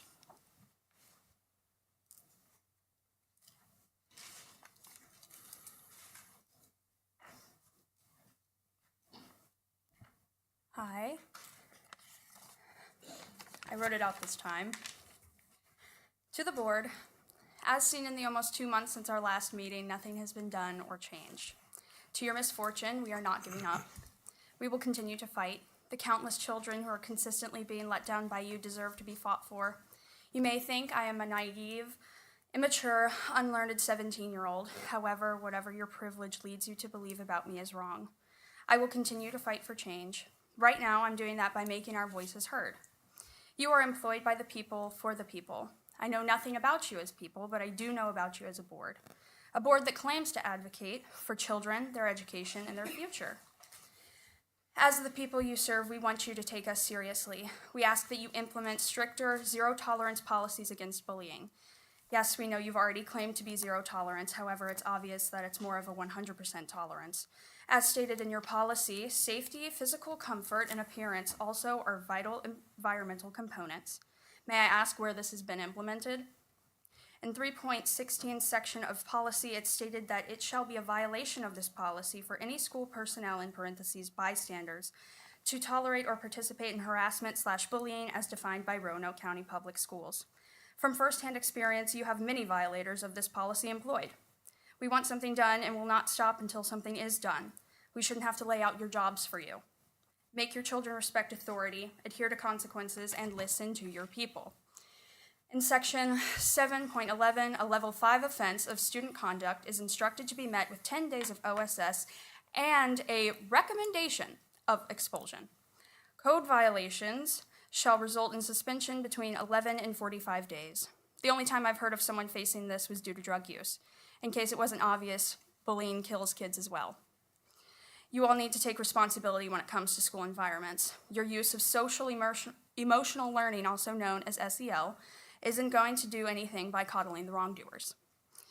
You know the action you need to take, so take it. Until a difference is made, I will gladly do my part by supporting these families. I can't tell if it's the children that need discipline or you. I don't expect you to agree, especially after the eye rolls and shrugs I received last meeting, but I expect you to listen. Thank you.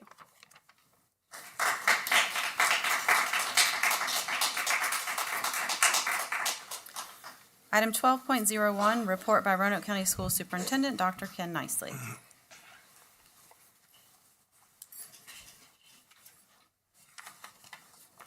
Thank you, Madam Chair, members of the board.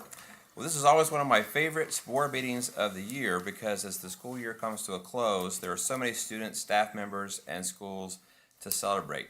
It's been a longer meeting than normal this evening, but it's so important to take time to recognize the amazing accomplishments of the folks who make up our school division.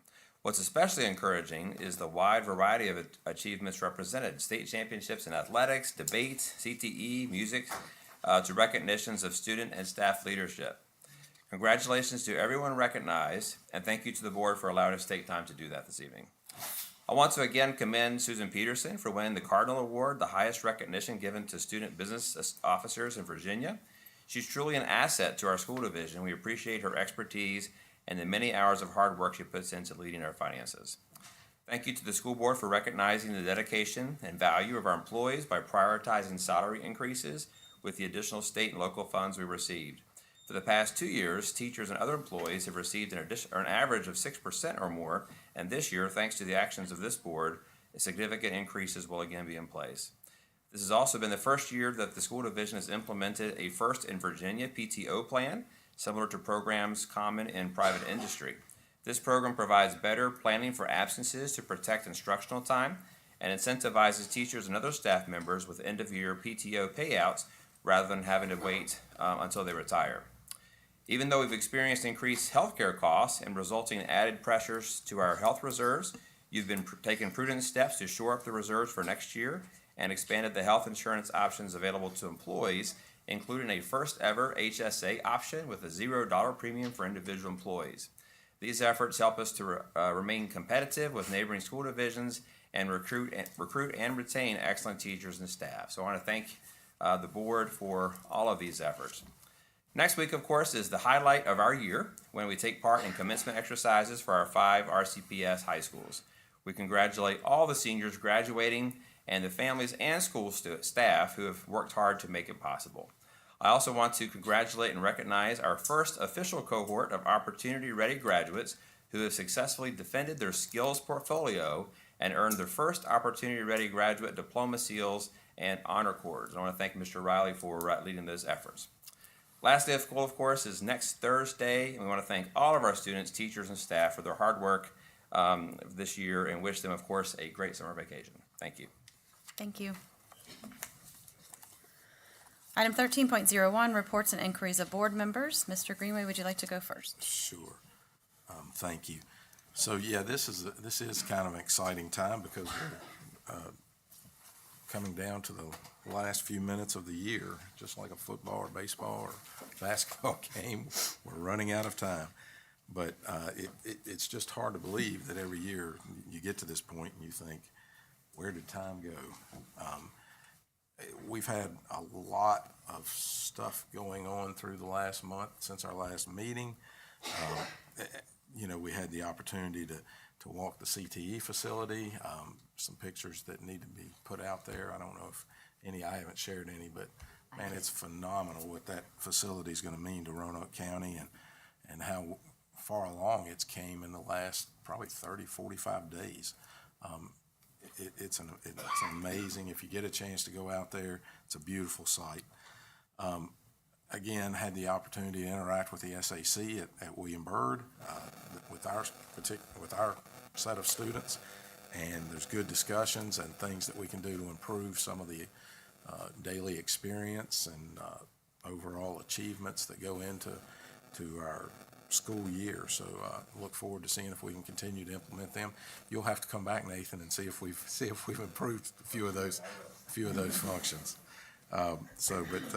That's always rewarding. I think one of the most rewarding things we do each year. And then we had the mock accident. We've had FCA at the poll. We've had a lot of things going on. But one of the things that we dedicated the softball field to Greg Barton last Saturday, and that was pretty cool because he's been a lifelong friend, so I've known him, know what he's put into that program, and just a lot of things going on in the school life of the last 30 days and coming down to the end. And as we shake the hands of those graduates next Wednesday for us, I guess Tuesday for some others, it's just a culmination of everything, makes it all worth it, and just proud of everyone that makes this. It's like a city unto itself, Roanoke County Public Schools, and Dr. Nicely and all the staff just do an amazing job of getting us from start to finish. And every year when we graduate Wednesday, and what's June 4th is starting it back up, and getting staff together and going forward. So it's just amazing. But thank everyone for everything you've put into this year, and congratulations to the graduates, congratulations to the staff who get a little bit of a rest. So thank you. Mr. Linden? Yeah, thank you, Madam Chair. This meeting it's been so enjoyable to see all these recognitions, and it's been a busy month for us, as Mr. Greenway mentioned earlier. So just wanted to go over a few things and thank a few people that really I've noticed in the past month have made such an impact. And I'm going to start with Mr. Martin and the SAC, your Student Leadership Conference that I was able to attend. Those students, you've just done such a great job getting them to be future leaders, and to spend 45 minutes with that group from Northside and to be able to interact with them and hear their concerns, and to see what all they've done is just very, very proud of what you guys do there with that leadership conference. And I know we're developing leaders for the school district. So the Registered Apprenticeship event, I want to thank Jason Sir and Mark Jones for that, their work with Roanoke City, Botetourt, Salem. What a great event we had over there, and to see the number of new businesses that have become involved with that event is tremendous. So our Title I event, which the year-end Title I event, where the Title I schools get together and are able to share how they get different people in the community involved. Ms. Bradshaw, you did a great job with that. Justin King and Sarah Bayer. It was a nice luncheon, and to see that interaction and to exchange those ideas on how we can help those Title I schools, I thought was very impressive. So I'm not going to be as long as the 16 items, but I still do have a few to go here. So. A Golden Apple winner, Kristen Knipe, just phenomenal. So exciting to see such a young teacher have so much enthusiasm, and the Golden Apple Awards. Want to congratulate our Green Apple winner, Peyton Hurd over at Burlington, and the Red Apple Middle School winner was Lauren Burgess from Northside Middle. So Northside area was well represented there. Retirement banquet, we had the opportunity to congratulate 58 retirees, and we lost a lot of institutional knowledge with those retirees, and hate to see them go, but that was a nice event as well. I've been able to attend some year-end band performances, the choir performances, what those people do from the start of the year, and then to see them at the end of the year is they come a long way. So I want to thank all our band and choir teachers that really work hard with those people. And Susan, the year-end budget was very nice to get the additional money from the state and as well from the Board of Supervisors and the county for that raise. So thank you for what you guys did. And lastly, I don't want to steal too much of Cheryl's thunder, but Matt Neal, the Virginia Teacher of the Year, very excited to see that. And one of the things that I admired most when his acceptance speech, he immediately jumped into thanking his wife. And we all know behind every good man is an even better woman. And Matt was, that acceptance speech was very nice. She's a good lender, too. Other than that, looking forward to graduation next week, and congratulations to all those 2025 graduates. That's all. Okay, Ms. Fashani? Did steal a little bit of my thunder, David. That's Sorry. okay. Well, good evening. I recently had the privilege with some of the other board members up here to tour our new Career Technology Center up there in Peters Creek, and I'm thrilled to report they are right on schedule. The construction is progressing impressively, and the facility is taking shape, and my oh my, it is just beautiful up there. You know, it's exciting to see a space come to life. You see the walls go up, and it's really promising that we're going to be equipping our students with the tools that they need for productive, dynamic part of our workforce in Roanoke. The center really, I think, every time I go up there, it underscores the commitment that we have to preparing our students to be the best that they can be and to have bright futures. I had the opportunity to attend the Roanoke County Retirement Dinner. It was fantastic. I really enjoyed having it at Hidden Valley Ken. I think everybody had a wonderful evening. We really celebrated some remarkable careers. The teachers, the staff, the bus drivers, everybody who was there, you could just really feel that they felt honored. And I just want to thank them again for their unwavering commitment to Roanoke County and all the years that they gave them. And I wish them a very happy retirement. Thank you to the SAC. I met with my representatives at Hidden Valley High School because I couldn't make the initial event. But as Mr. Martin said and Mr. Linden said, what an exceptional group of students. I mean, just truly mind-blowing, and they gave me a lot of feedback, and I've already taken a lot of that feedback to my school itself, and we're working on some things. So if you guys don't bring it to us, sometimes it doesn't get very far, and people say, well, why don't they just go right to the principals? But sometimes they want to come to somebody else. So it gives us an avenue to really engage with the students and hear at that intimate level what their thoughts are. So thank you. And go Hokies again. As we close out the school year, I just want to express my profound appreciation to all our teachers and staff. It's been a remarkable year. I know that they are tirelessly dedicated to this school system and really appreciate everything that they do. They have a lot of passion and creativity, and their commitment to shaping our young minds of our students and the impact that they're making is truly memorable and remarkable.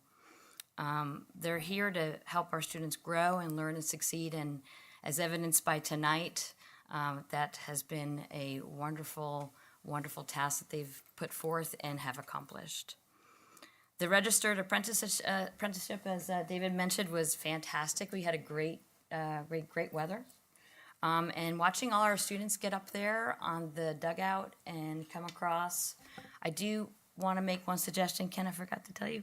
I think we need a step stool, because there were a lot of women who had skirts on. They were dressed professionally, and I was so afraid that one of them was going to take a nosedive, as I did that one day when we were touring the schools. Remember that? So anyway, I think we could do that in the future, but it was really cool being up there with the beauty of the mountains behind them and congratulating them on their new apprenticeships. So David talked about it, but I'll just reiterate again. Congratulations to all the Apple winners, and a huge congratulations to Dr. Matt Neal for winning the Virginia Teacher of the Year. A friend of mine was at that event, and she actually texted me right away. She beat Dr. Nicely to the punch, and then she said, I'm going to get him on the phone for you. So she passed her phone to me in the governor's mansion, and I was actually able to congratulate him right away. So that was a pretty neat thing. Dr. Neal is an incredible teacher. He's exceptional, and it's a well-deserved award. I couldn't be happier. And I do want to thank Chuck for getting the big poster board lit up at the Cave Spring Corners.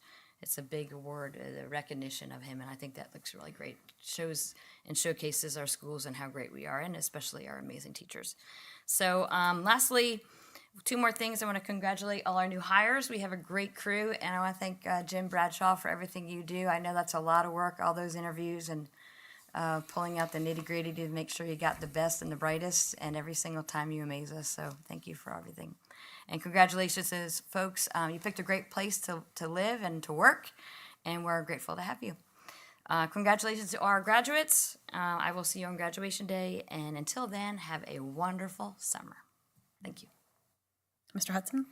Well, speaking of Steel and Thunder, you guys have hit on everything. There's nothing left for me to going talk last, about. It's fun to go last. I do hate going last or second to last because you leave nothing. I don't want to repeat everything. But, congratulations. I know people have already spoken about this, but what a great night to celebrate all of our awards and athletic achievements of our students.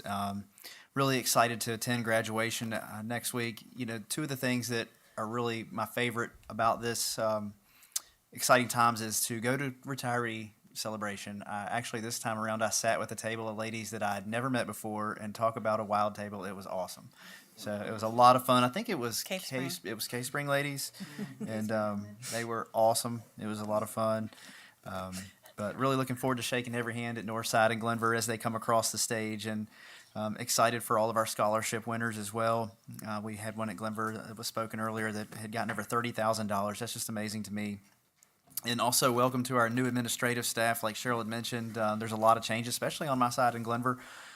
So looking forward to seeing all the great things that they're going to bring. Our staff is what makes Roanoke County Public Schools one of the best in the state. They're the direct reason why we're, number 6, number 7 in reading and math, and, one of the top schools according to Nietzsche. And all the great things that we accomplish, it's directly a reflection of our staff and everyone here. All of our support staff, from our bus drivers to our cafeteria workers to our warehouse workers, maintenance workers. There's a lot of unsung heroes in the school system. When we talk about schools, I love teachers. I support them with everything that I've got. And, the pay raises, the benefits, since being elected on the board, pay and benefits is something that I've been very passionate about and I've always fought for. We'll continue to fight for that, continue to move up in pay and benefits across the valley.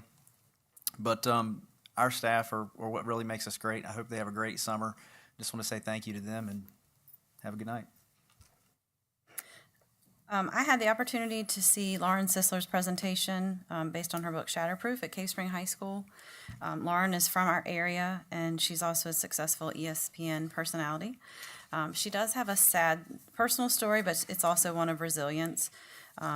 And I really enjoyed listening to her speak. And also Cave Spring juniors and seniors had the opportunity to listen to her, and she definitely had a true impact on them as well. I'm sure that was the same at Hidden Valley. Yeah, amazing.